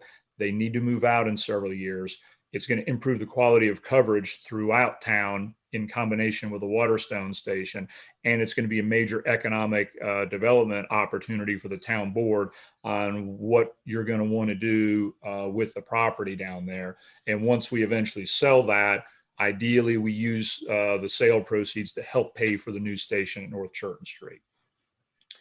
Other things, the ERP, which is basically your finance system that's integrated with everything. If you remember a few years ago, we've really been struggling with lots of inefficiencies with the system we've had for a long time and suffered. The two top programs or ERP systems were like $1.3 million, and it was going to be the upper $200,000 per year. And we pulled the plug on it and said, we will suffer for a few more years until we can find something. So we feel like we found an alternative that lots of other local governments use. We're using some of their products. We can get into details later, but it's about $75,000 average per year, which we can't afford to not do this because the inefficiencies of, in addition, just wasting large amounts of staff time across all of the departments. It is making life difficult on our finance department and just very frustrating. So I'm excited that we actually have a light forward, and it was good to pull the plug and explore other options. We are catching up on computers and equipment and some vehicles that you're going to see in there that kind of got backlog. Fiber, I believe we're allocating, and Emily can correct me, maybe $50,000 a year each year in there. So either we can pay cash if we have opportunities like partnering with Orange County with their run out to the new detention facility, or we've got funds that can do debt service if we see we have an opportunity moving forward.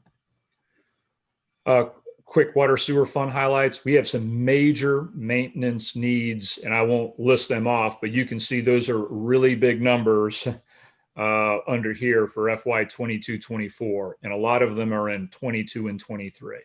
So these are things that have to be replaced. For example, the fire hydrants I think we've got are like 50 or 70 years old in the historic district. You can't get parts for them anymore. These have to be done. So there's a lot of major maintenance things. Rebuilding the filters at the water treatment plant. We just can't kick the can down the road on some of these other projects, and you will see more. River Pump Station, as Marie talked about a couple months ago, I think everybody on the board has been down there. You've probably crawled down the stairs or looked down the hole. You can't even buy those pumps. They're like 50 years old now. We have to build a completely new station. It's going to be $7 million. It is very frustrating because, like, how many small towns do we know had to build a reservoir, have to expand the reservoir, have the strictest nitrogen discharge limits in the country almost, we're right there at the top, and have to spend high dollar on a wastewater plant. But these maintenance needs, they're not going away. We have to do these before there becomes a crisis.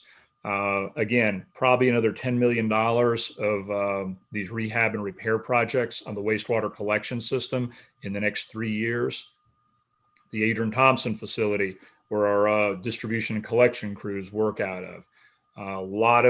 There's one bathroom for 17 people down there. You've all been down there. It has been neglected long enough, and taking care of our employees and providing space is something that we've got funds to move forward on that in the budget. The US 70 business, we've got 3 miles of asbestos concrete line, which we've not had a bad problem yet. They're often brittle, and when they start breaking, and as we found out many years ago on Orange Grove Road, once they start breaking, they break more frequently, and it happens a lot faster. It's about $4 million.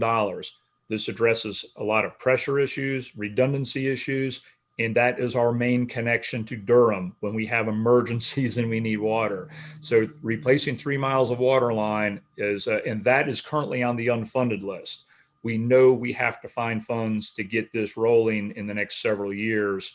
So all total there is about $23 million of expenses. And actually, when I was adding the number up, there's about, you'll see on the next page, there's another $1 million worth of major maintenance items that we need to address, like, very quickly.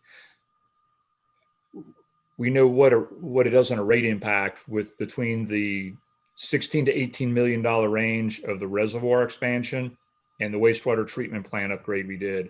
Major impact. Now we're talking about, $23 million between the two funds. It is significant. We are not going to solve exactly what's the best way to manage this, whether it's what year are we going to put all these, fund everything. How are we going to go about doing that? Revenue bonds is likely what we will do, but we need to bring in, again, financial experts, consultants that, like we worked with in the past, to help us look at all of our needs and talk about all these options. We're fortunate that we've got several $1 million in capital facility fees, which is now called system development fee money, in reserves. We have a solid amount of days of cash on hand, which seems like it might be a lot, but it's actually on par with what the bond rating agencies say we should be at as a AA rated institution. But we do have some reserve of cash, which is helpful. But when we're talking about such a large amount of money, I want to make sure that we have multiple sets of eyes, people that do this for a living, assisting water and sewer utilities across the United States to work with our staff and also take into consideration the rate impact, because it's and balance all of these out. That's going to involve the town board, the Water Sewer Advisory Committee. And also, before we get started on this, we just can't get started in July, bring in the financial experts. The work on the wastewater collection system modeling that Marie updated, and you've got the report, and we've added the report to the budget document so anybody from the public can see that as well. We need to get those, get the modeling completed, be able to rank the projects on refining cost and where are they ranking in priorities, take another look at confirming are these numbers right, and then also updating the Water Sewer Advisory Capacity Study, allow us to actually do the first time a wastewater capacity study, which you've heard me say for years. That's actually more important, and that's the limiting factor. And remember, we've got basically the water and sewer budget as far as gallons per day of usage, and that is balanced out with the land use component. Marie will be working with Margaret and Shannon and probably going to the planning board, because a really important part is confirming town board. I'm just pointing to a nebulous place. Are you sure you really want development in this area? Or are you sure we're not going to develop? Because that can have a major impact of where we're going to be spending money on and maybe an opportunity to save money. So those things I'm guessing when I'm saying in the fall, maybe we can bring the financial experts in, but it's once all of these other things get done, then we'll bring those experts in. I'll talk a little bit about ARP funds here on the next page.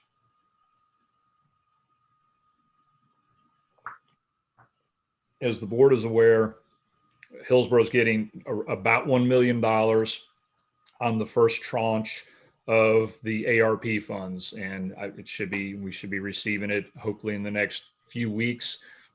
We got all the paperwork sent out and sent in, and there'll be next year we'll get another $1 million. I was hopeful that we would have enough time to be able to blend in the ARP process with the budget, but we just don't have time.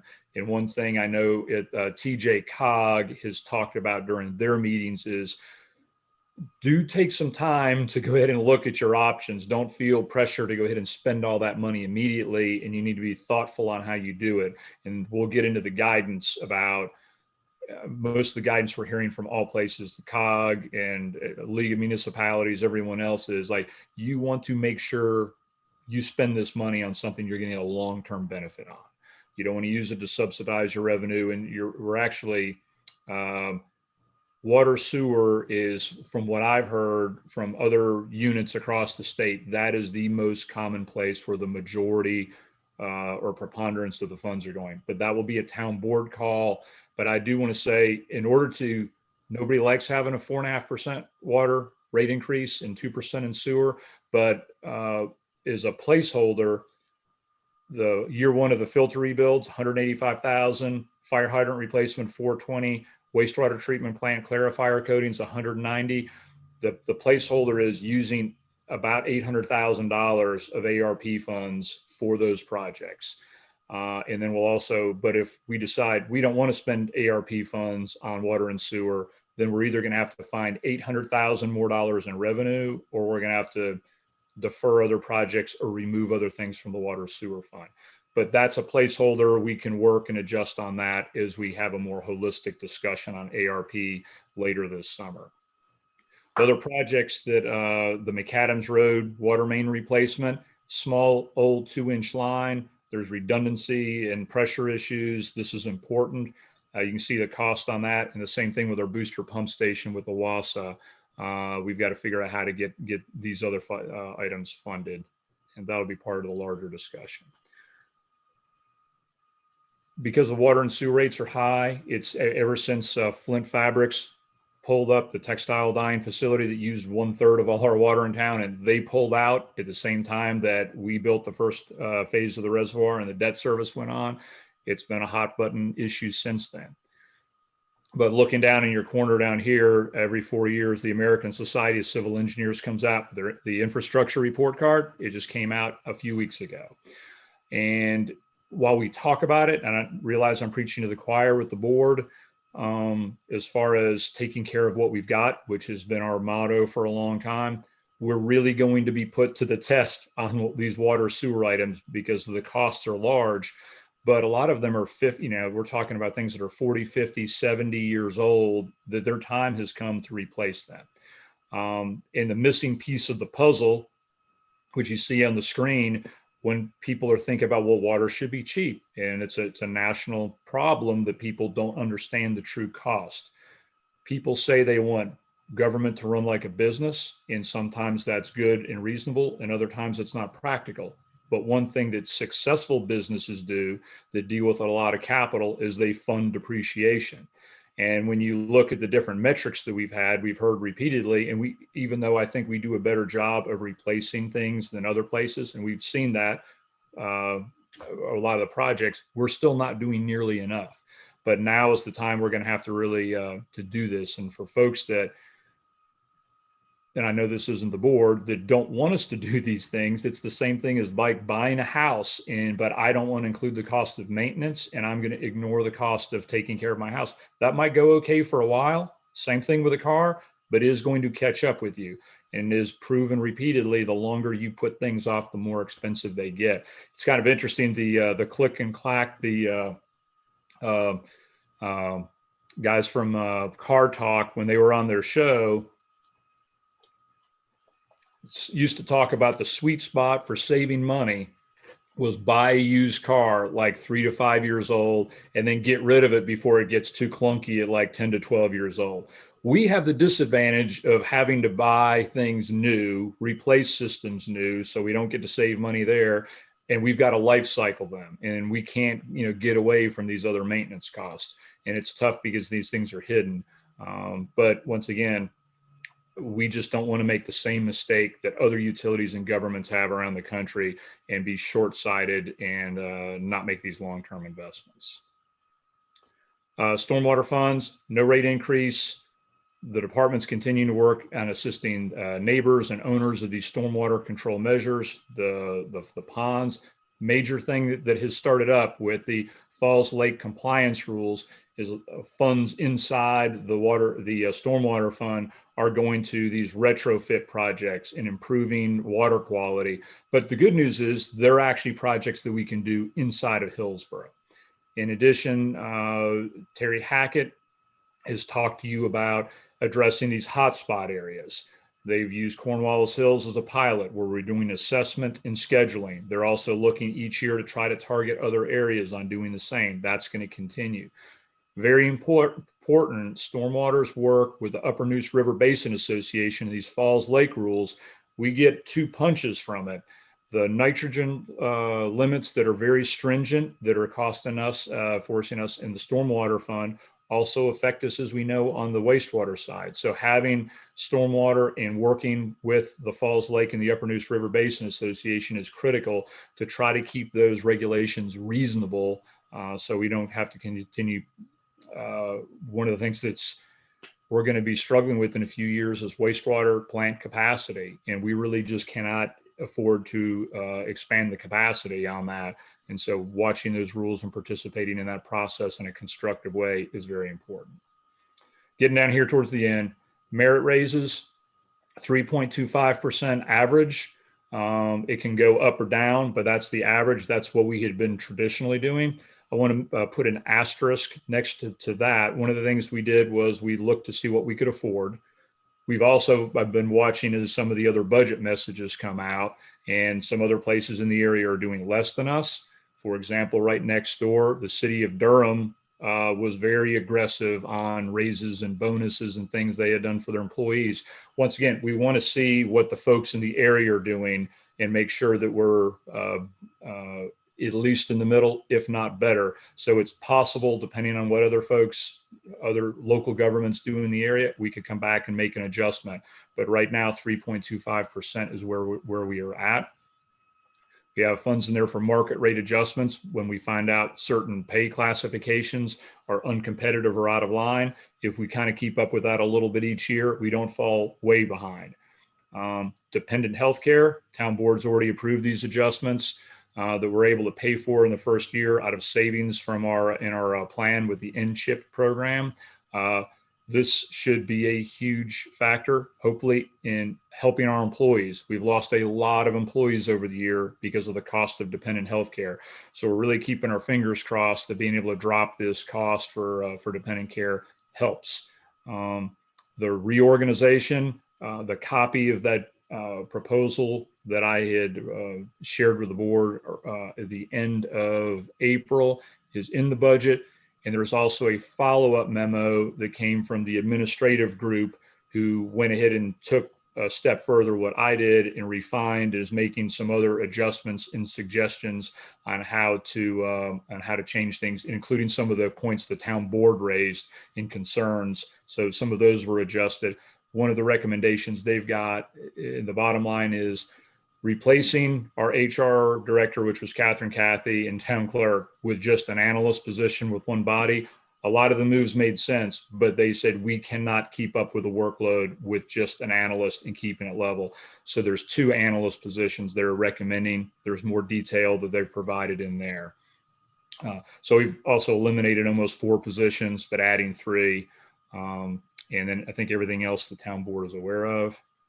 And last slide, mercifully, is the workshop will be June 7th. We'll start off and go through the general fund and hopefully get through the water sewer fund as well. But if not, I'll carry that on to the 14th and continue with the workshop. And that will also be our evening for the public hearing, where we can get comments and feedback and suggestions from the public.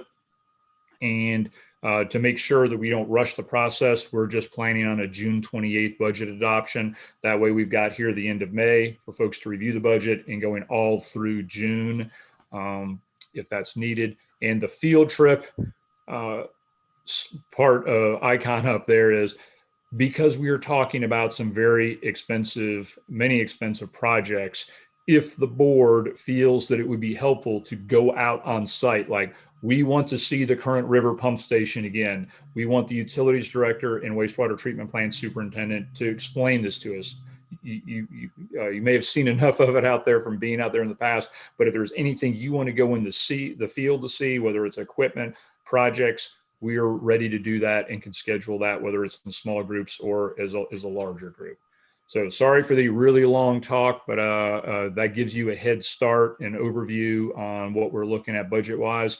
And as I think it says in the budget message most years, it is the town manager's budget until it is passed to the town board, and then it is your budget. So here in the next 24 hours, it will become your budget. And my job and the town staff's job is to support you in providing any information requests, additional analysis, or alternatives that you feel will be helpful in helping you make a well-informed decision on this process. So I will see if I can stop sharing. Commissioner Hughes. I know this will be in the budget message, but I like spoilers. I read the full synopsis on Wikipedia of movies before I ever go see them. I'm probably not a good person for that. What's the projected revenue difference, of course, with a bunch of asterisks because of the revaluation, between the 62 cents on the dollar, the current tax rate, and the revenue neutral tax rate? I mean, what's the differential dollar-wise between those two figures? Well, well, you mean if you did not go revenue neutral and we left it at 62? That's correct. Emily, is it about 150,000 a penny now? Is that where we're at? So that's 6 cents. So whatever 150 times 6 is. So what's that? 900,000.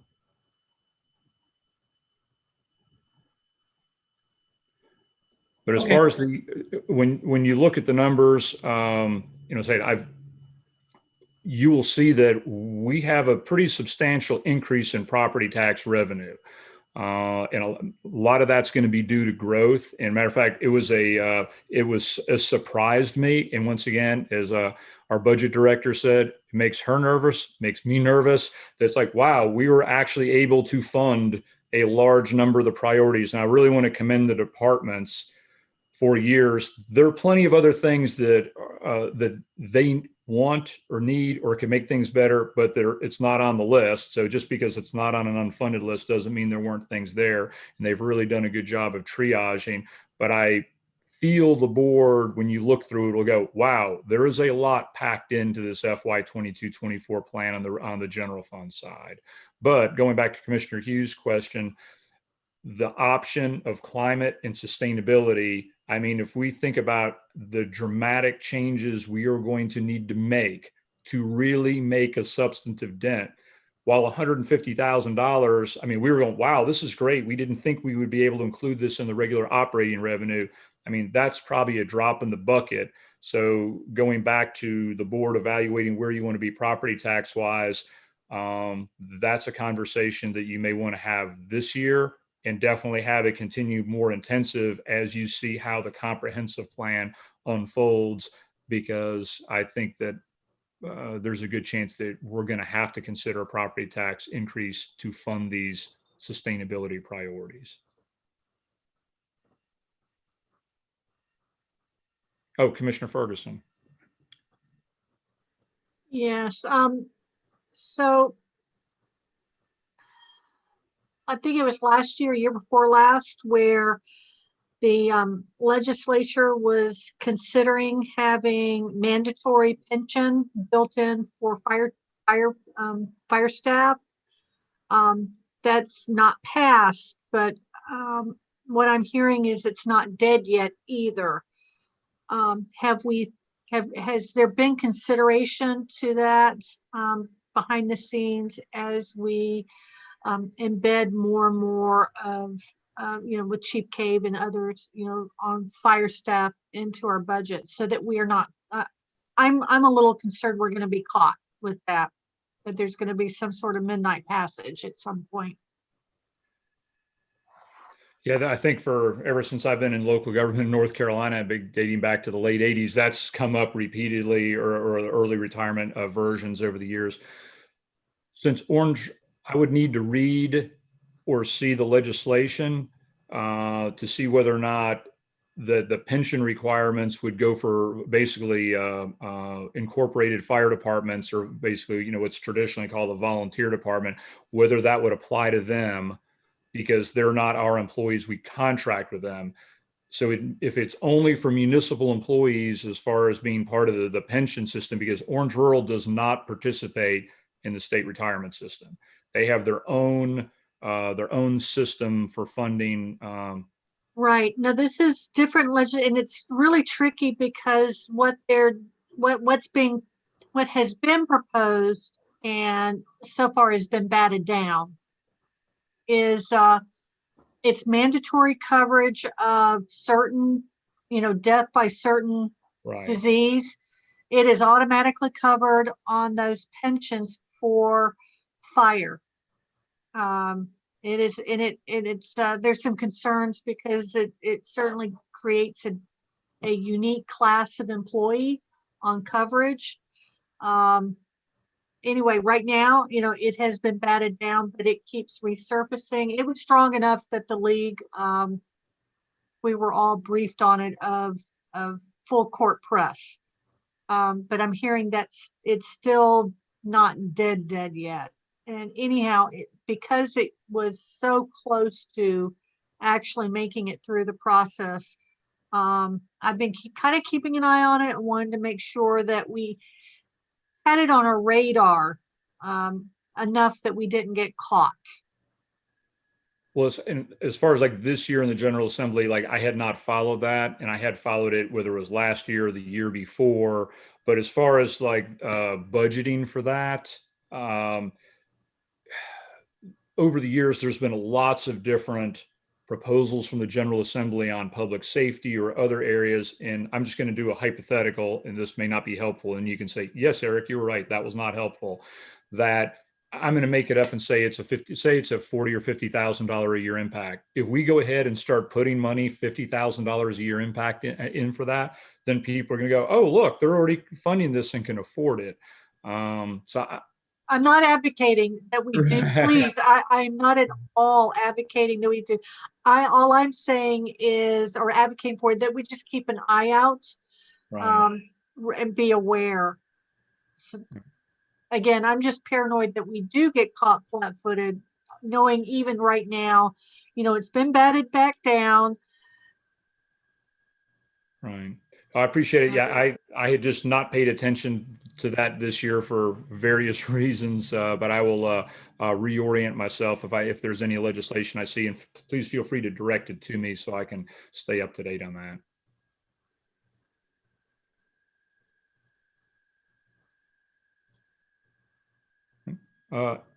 Emily Emily,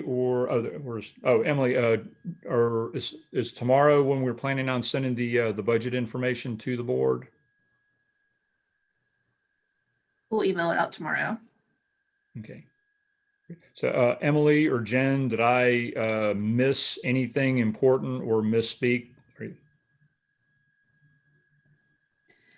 Quick clarification on the fiber. It was the first year is $150,000 to hopefully take advantage of the Orange County project that Eric referenced, and then $50,000 each year after that to build up a reserve to hopefully either take advantage of other opportunities or potentially build on to anything that we're able to build in the upcoming year.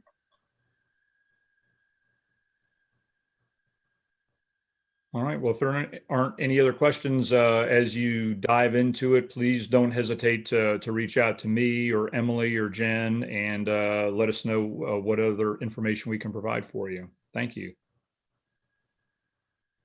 Thank you so much, Eric and Emily and Jen. I know y'all have just been working incredibly hard, and you're still going at it. So thank you.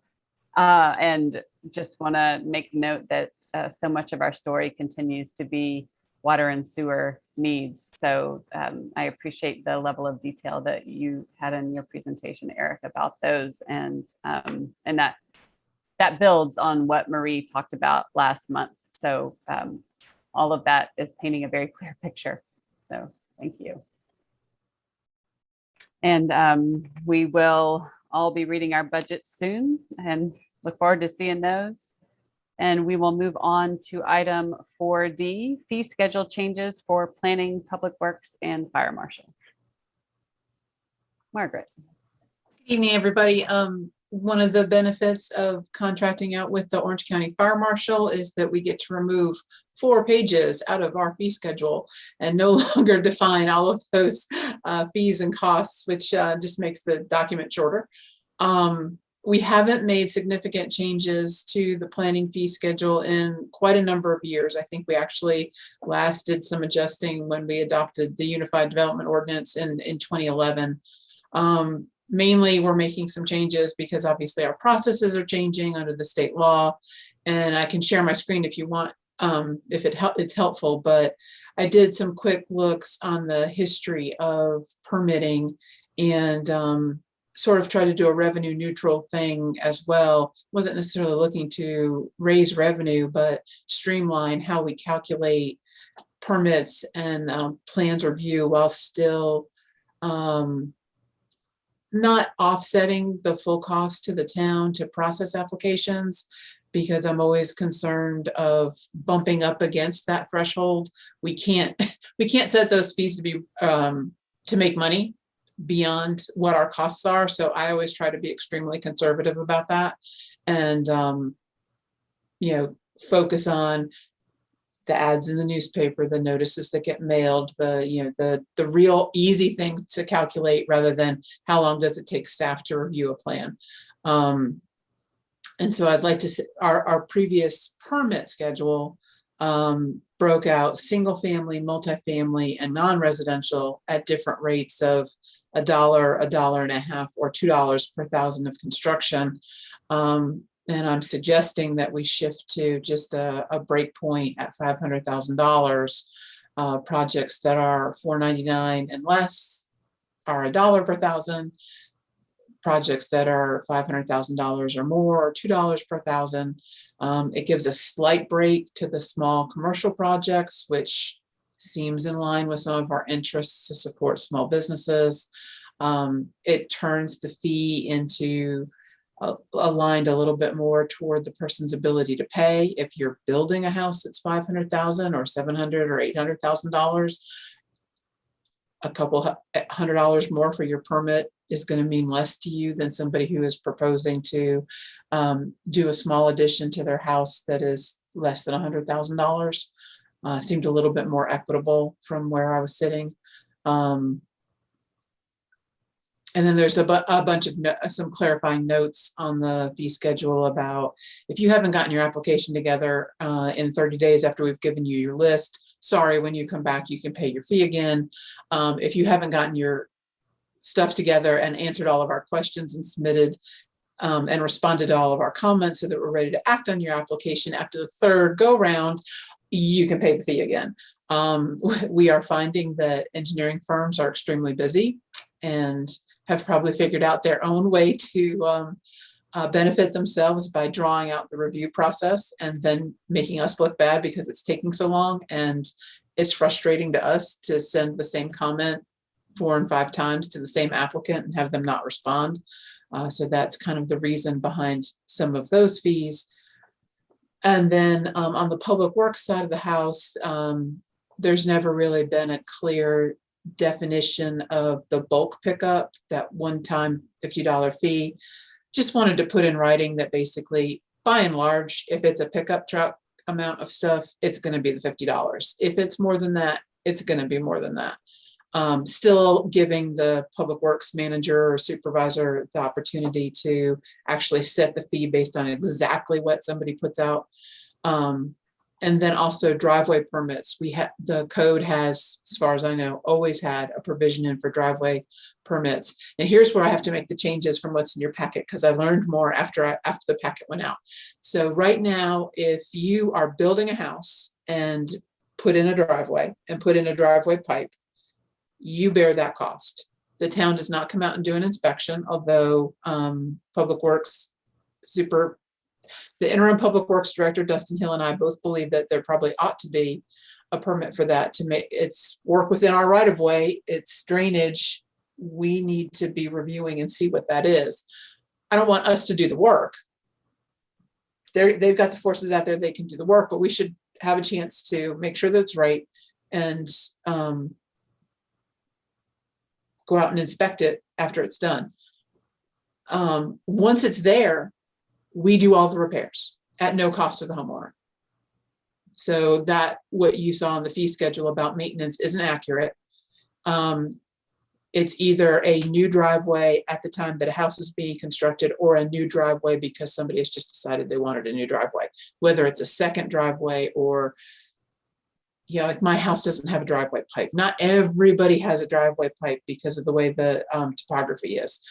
But if something changed and I suddenly needed a driveway pipe, I would pay for that.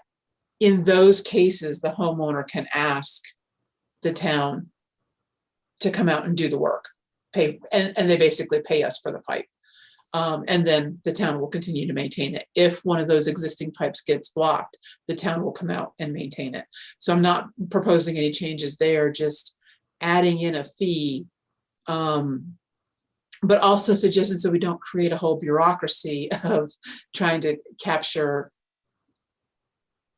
these small fees and also make it look like we're nickel and diming applicants to death to only charge the dollar fee.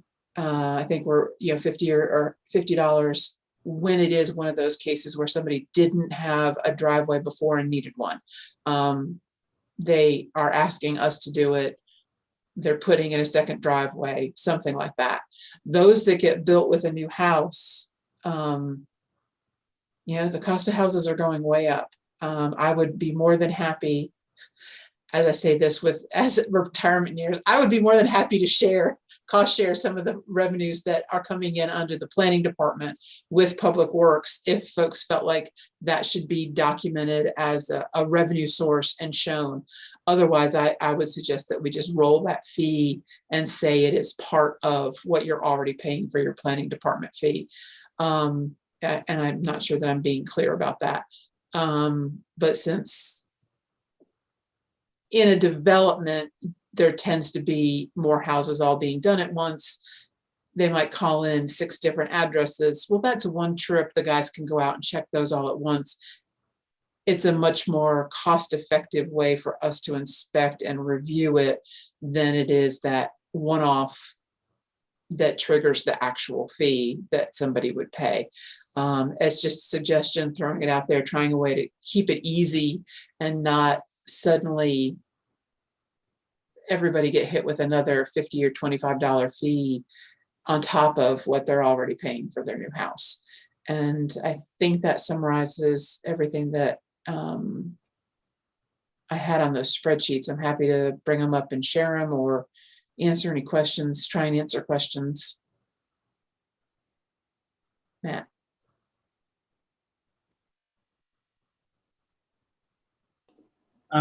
The only question I have is when I was looking over the sheet, let me flip to my notes.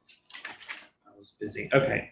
And this, maybe, I know maybe Jen's probably here and can walk through some of this as well, but I noticed, and this isn't a change per se, but I noticed that under, I think it's utilities, it's definitely related to water service, and there's a different, I guess, connection fee or account setup fee for people, and it just says high risk. Do you know what the definition of high risk is and why we charge a differential on that?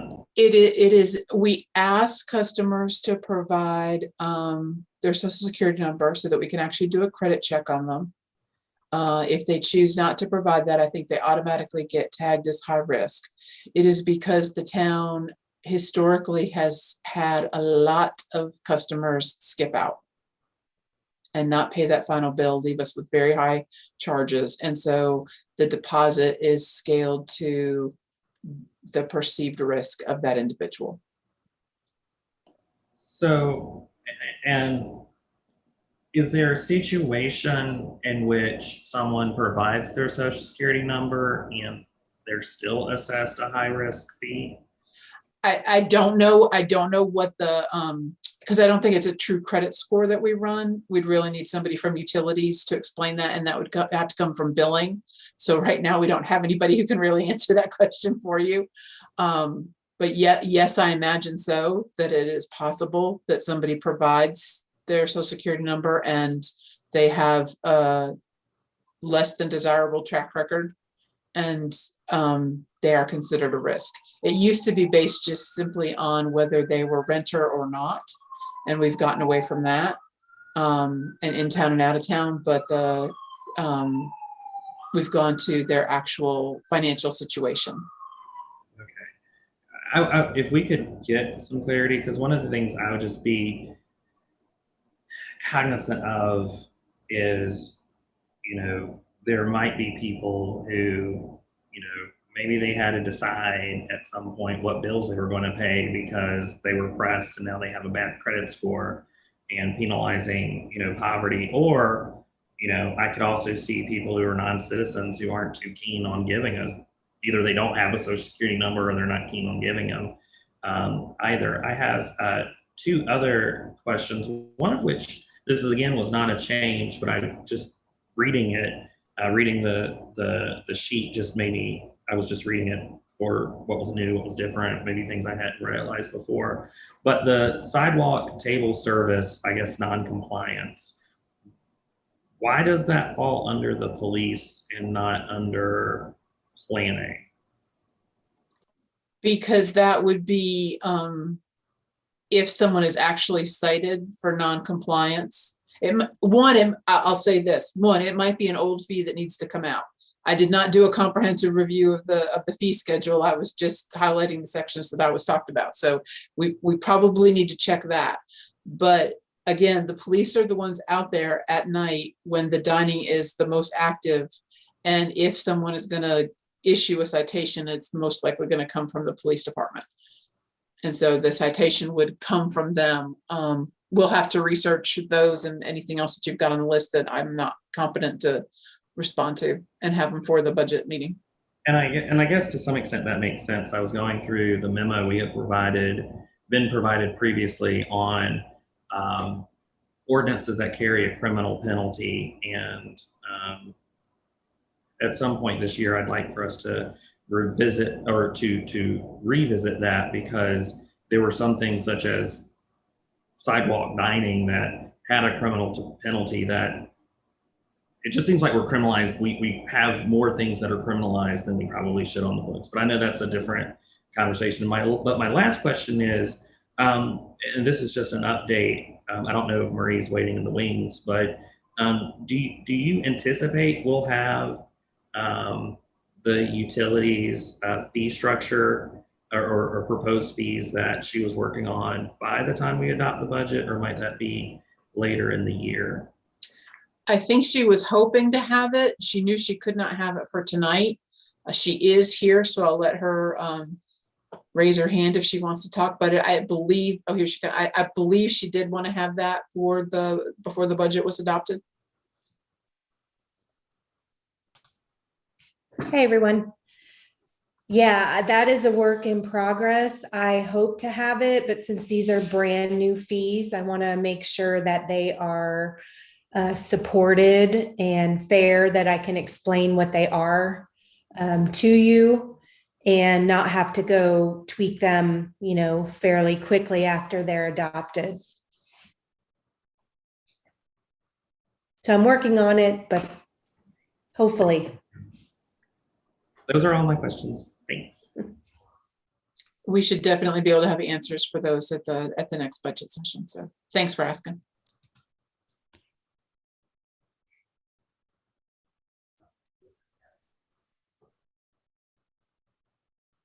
And Margaret, is what you need from us, is what you're looking for, just to say, hey, this looks okay, carry on, or what do you? I mainly wanted the fee schedule somehow is near and dear to my heart. I don't understand why, but it is. It's very important to me. And there's never a good time to talk about it during the budget process. And since I was actually proposing changes, even though I don't think we'll see a dramatic change in revenue, I just wanted to take this chance to have you guys look at it so that they didn't get adopted, by mistake or overlooked. Because and then somebody say, well, why in the world is X or Y? And so I just wanted to take this little opportunity when I had your attention for to shine a little bit of a light on our fee schedule and see if there were questions, and we'll try and answer them, and they'll be in the budget document. And however you choose to operate or take action on them is perfectly fine. Thank you. And I guess I'll just say that I appreciate that there is someone finds this near and dear to their heart, because it makes a difference. I like the way that you've gone through this. I like the breaks and rationale you made, in consideration of the size of projects people are trying to do. So thank you. You're welcome. And formally rounding off to the nearest thousand so that somebody doesn't have to pay $254.16 is going to make everybody's life a little easier. Indeed. Just round numbers are so much easier to add. And we don't want to be those people that spend 50 cents on a stamp to collect 16 cents. Exactly. Thank you. Do you hear that, NC Quick Pass?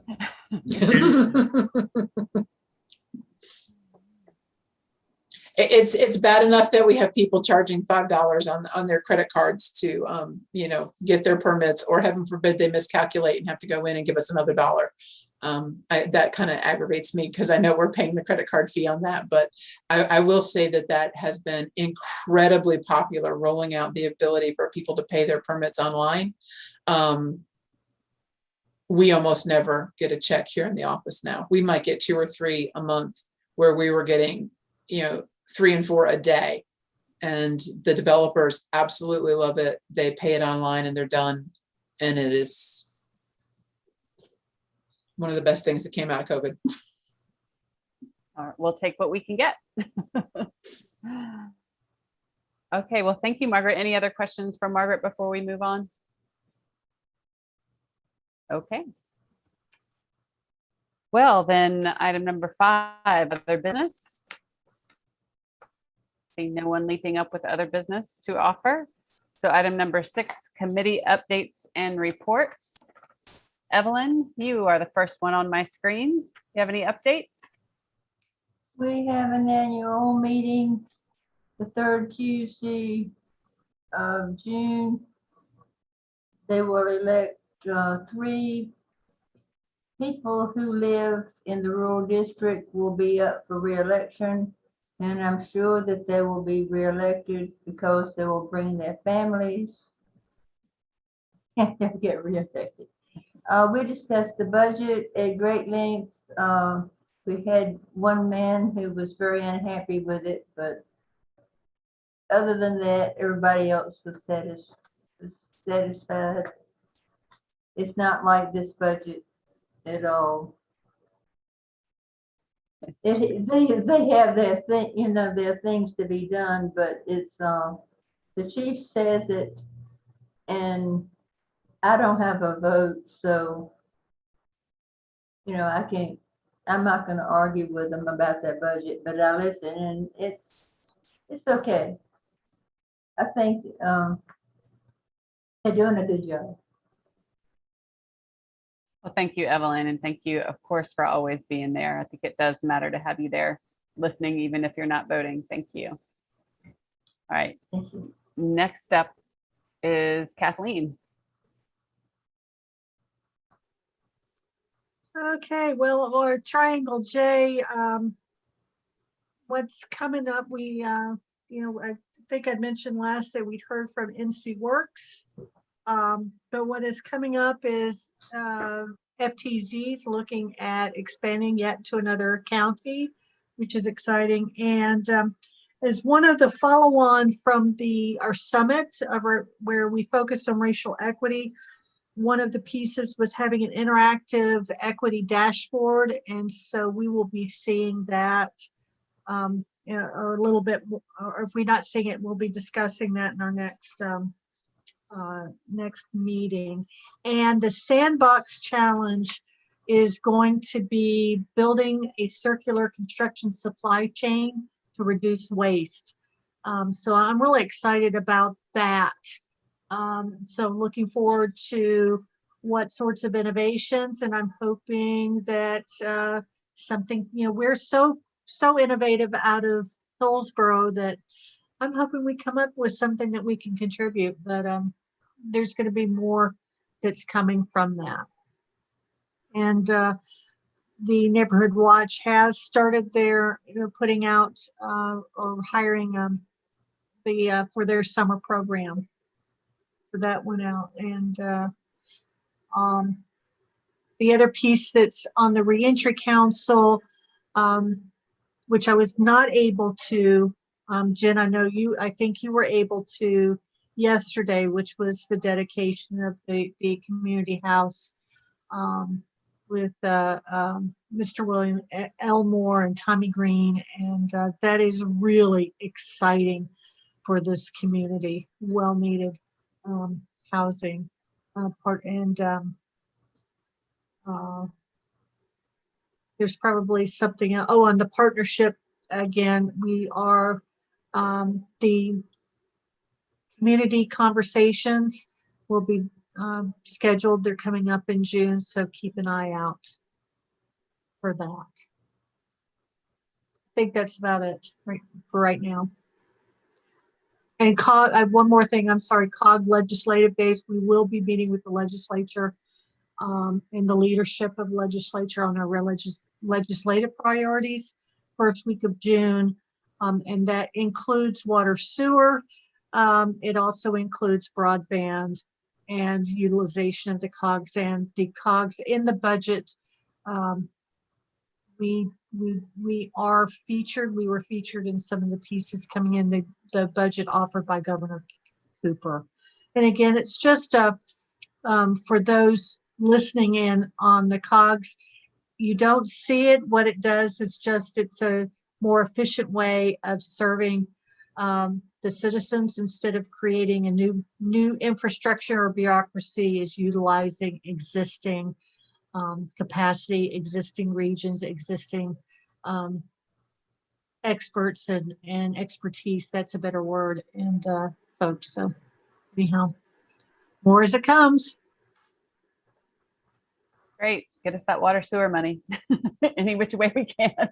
I hear you. It's coming down broadband. There's going to be, I mean, there's a lot of money coming down broadband, but it's going to be funded most likely. Great program. Fiber Act is still alive and kicking, but you know, we'll be, I'm hoping that we'll have more favorable news once we meet with them in June, but who knows? Well, good luck and thank you. Rob. I do not have any updates tonight. Mark. The Chapel Hill Orange County Visitors Bureau met last week, and at each meeting we have a special guest speaker. And this past meeting was we got an update about the UNC athletics. It's the main driver for occupancy tax, which drives a fair amount of the tourism program for the county. So we got an update on that. Nothing ground shaking to report though. And then I do have an upcoming meeting later this week for the Orange County Transportation Steering Committee. That's it. Thank you, Mark. Matt.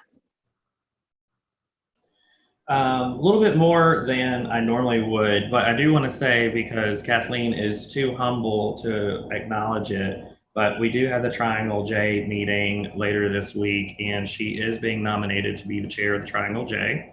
So that will be exciting. But next week, we have an FSA governance committee next Wednesday. I'll be providing some updates at our following meeting. We also have an upcoming meeting of SWAG in June. The TDA met kind of as a strategic, I would say, visioning session rather than a strategic planning session, because we didn't do a lot of planning. We were really spitballing. So as many of you know, we have had a tourism board strategic plan of really what we want to do. Previous TDAs decided to kind of default to that plan, but they are different boards with different different objectives. And so, really, we want heads in beds. Probably a more articulate way of saying it is we want people to be temporary Hillsboroughians, that they're coming to town and that they're partaking in, the local culture, the local food scene, really, making this their home for a weekend or for a couple of days. So we're going to continue to work on what that plan looks like over the coming months. Eric, we might be asking you to kind of give us some origin story on the occupancy tax and like why we asked for it and how it came to be, because we want to be true to also historically why we asked for the tax. So Shannon might be reaching out to you about that. We do have a committee of various folks, myself, Shannon Campbell, Katie Murray, Bill Lipmore, Dale Edwards, and Stephanie Trueblood for the mural that we put out an RFP for on the side of the News of Orange building that is being funded by the TDA. So we'll begin the process of selecting some candidates to formally submit some proposals. They do get a stipend for doing that. And then from those, from three people that we select will make the decision on what the what the mural actually looks like. I also, I don't typically mention partisan stuff, but I think this is worth mentioning because I participated in it with Senator Foushee. The local Democratic Party did, in conjunction with a few different groups, organize a phone bank on getting folks registered for COVID vaccines, particularly in what is called the Grady Brown precinct. So that includes everything from Gateway Village to Waterstone, really, and getting people to sign up. They did make over 500 attempts to reach voters of all political persuasions. The good thing is, even though they only reached probably about a fifth of those voters, the overwhelming majority of those had already received the COVID vaccine, with only a small number that actually needed some help signing up for it, getting to an appointment, and that. So that's really a neat thing to drive up our COVID vaccine participation rates. And the only other thing that I would mention is that the legislature did pass Senate Bill 172. And in that, it was allocation of monies from the American Rescue Plan. And so what has been set aside is that for the counties within Triangle J, excluding Wake and Durham counties, you have separate carve-outs. There will be an additional $39.7 million for emergency rental assistance, and that passed just last week. And the other thing that I've been keeping my eye on is elections. I know a lot of us have been hearing whether or not elections would be moving forward this year as planned. There is a bill in the legislature. I can't imagine it would be moving positively through the legislature unless it had blessing of leadership. And it looks like what the legislature will do is, for any of those municipalities that won't be able to hold their elections because of redistricting, will have the plan to delay those elections until next year and allow everyone else to proceed. The State Board of Elections originally wanted every election to be suspended until next year's primary. So the good thing is we don't have districts. We won't need districts. And if that bill succeeds, which I think it will, we will be undisturbed in terms of our regularly scheduled election. So that's all I've got. Thank you, Matt. I have a couple of updates, one of them being at this month's MPO. Most of the stuff on there was pretty routine. I will say that it's time for the deficiency and needs analysis for the 2050 Metropolitan Transportation Plan, also known as the MTP. And we're entering we had a presentation on it, and now it's in public comment for 30 days or 30 days past our meeting. And I really encourage folks to look at that. I can send the link out, but the deficiency and needs analysis looks at existing and committed projects plus expected population growth and what congestion will look like. So it is very eye-opening. I might even use the word alarming to show just the high level of congestion all throughout the triangle, even with committed projects in the pipeline, and just how deficient our transportation network really is, and how much improvement there is to be made. So I can just go ahead and send that out to folks in case you want to go click on the maps, because it's really something, and it's also in the public comment period. And the MPO is also, I can't remember if I mentioned this at our last meeting or not, but doing sort of an organizational assessment just to have an outside look at how the MPO operates. Are there ways it could be improved? Are we, taking advantage of our funding streams in the way that we want to achieve our goals, things like that. And Margaret and I both sat in on a conversation that the contractors are working with. They're meeting with all the members of the NPO And I thought that was a good discussion, and thank you, Margaret, for being part of that. And there'll be, that's an ongoing project that will, have a deliverable and assessment that I will keep folks apprised of. The UNRBA did not have its regular meeting this month. This month was designated for a presentation with the UNC Collaboratory, where both organizations were presenting about their work. And this was really for really geared towards practitioners. I sat in on part of it, but it was really technical. It was interesting, but technical enough that I really decided I needed to do something else with my time, but it is recorded. And so folks, it's definitely available for folks if people want to see it. Because they are doing great work. And it was interesting to see, just what the scientists had to say about all sorts of different innovative practices and stormwater and other things. And that is it. I will just say I was also not able to go to the reentry house open house yesterday, but I don't know, a week or 10 days ago, I was able to go out there and get a tour, and it is just outside of the Hillsborough town limits. So it's not technically in Hillsborough, but it's one of those places that feels like it in Hillsborough. And so just really, as Kathleen said, wanting to make that group really feel welcome and part of the community.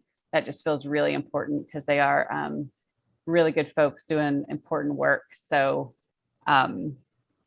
if you hear anything about it, do your best to speak positively, because they're doing really, really positive things. So those are all my updates. And well, no, that's it. That's everything, I suppose. I think it is time to adjourn. I will entertain a motion to adjourn. So moved.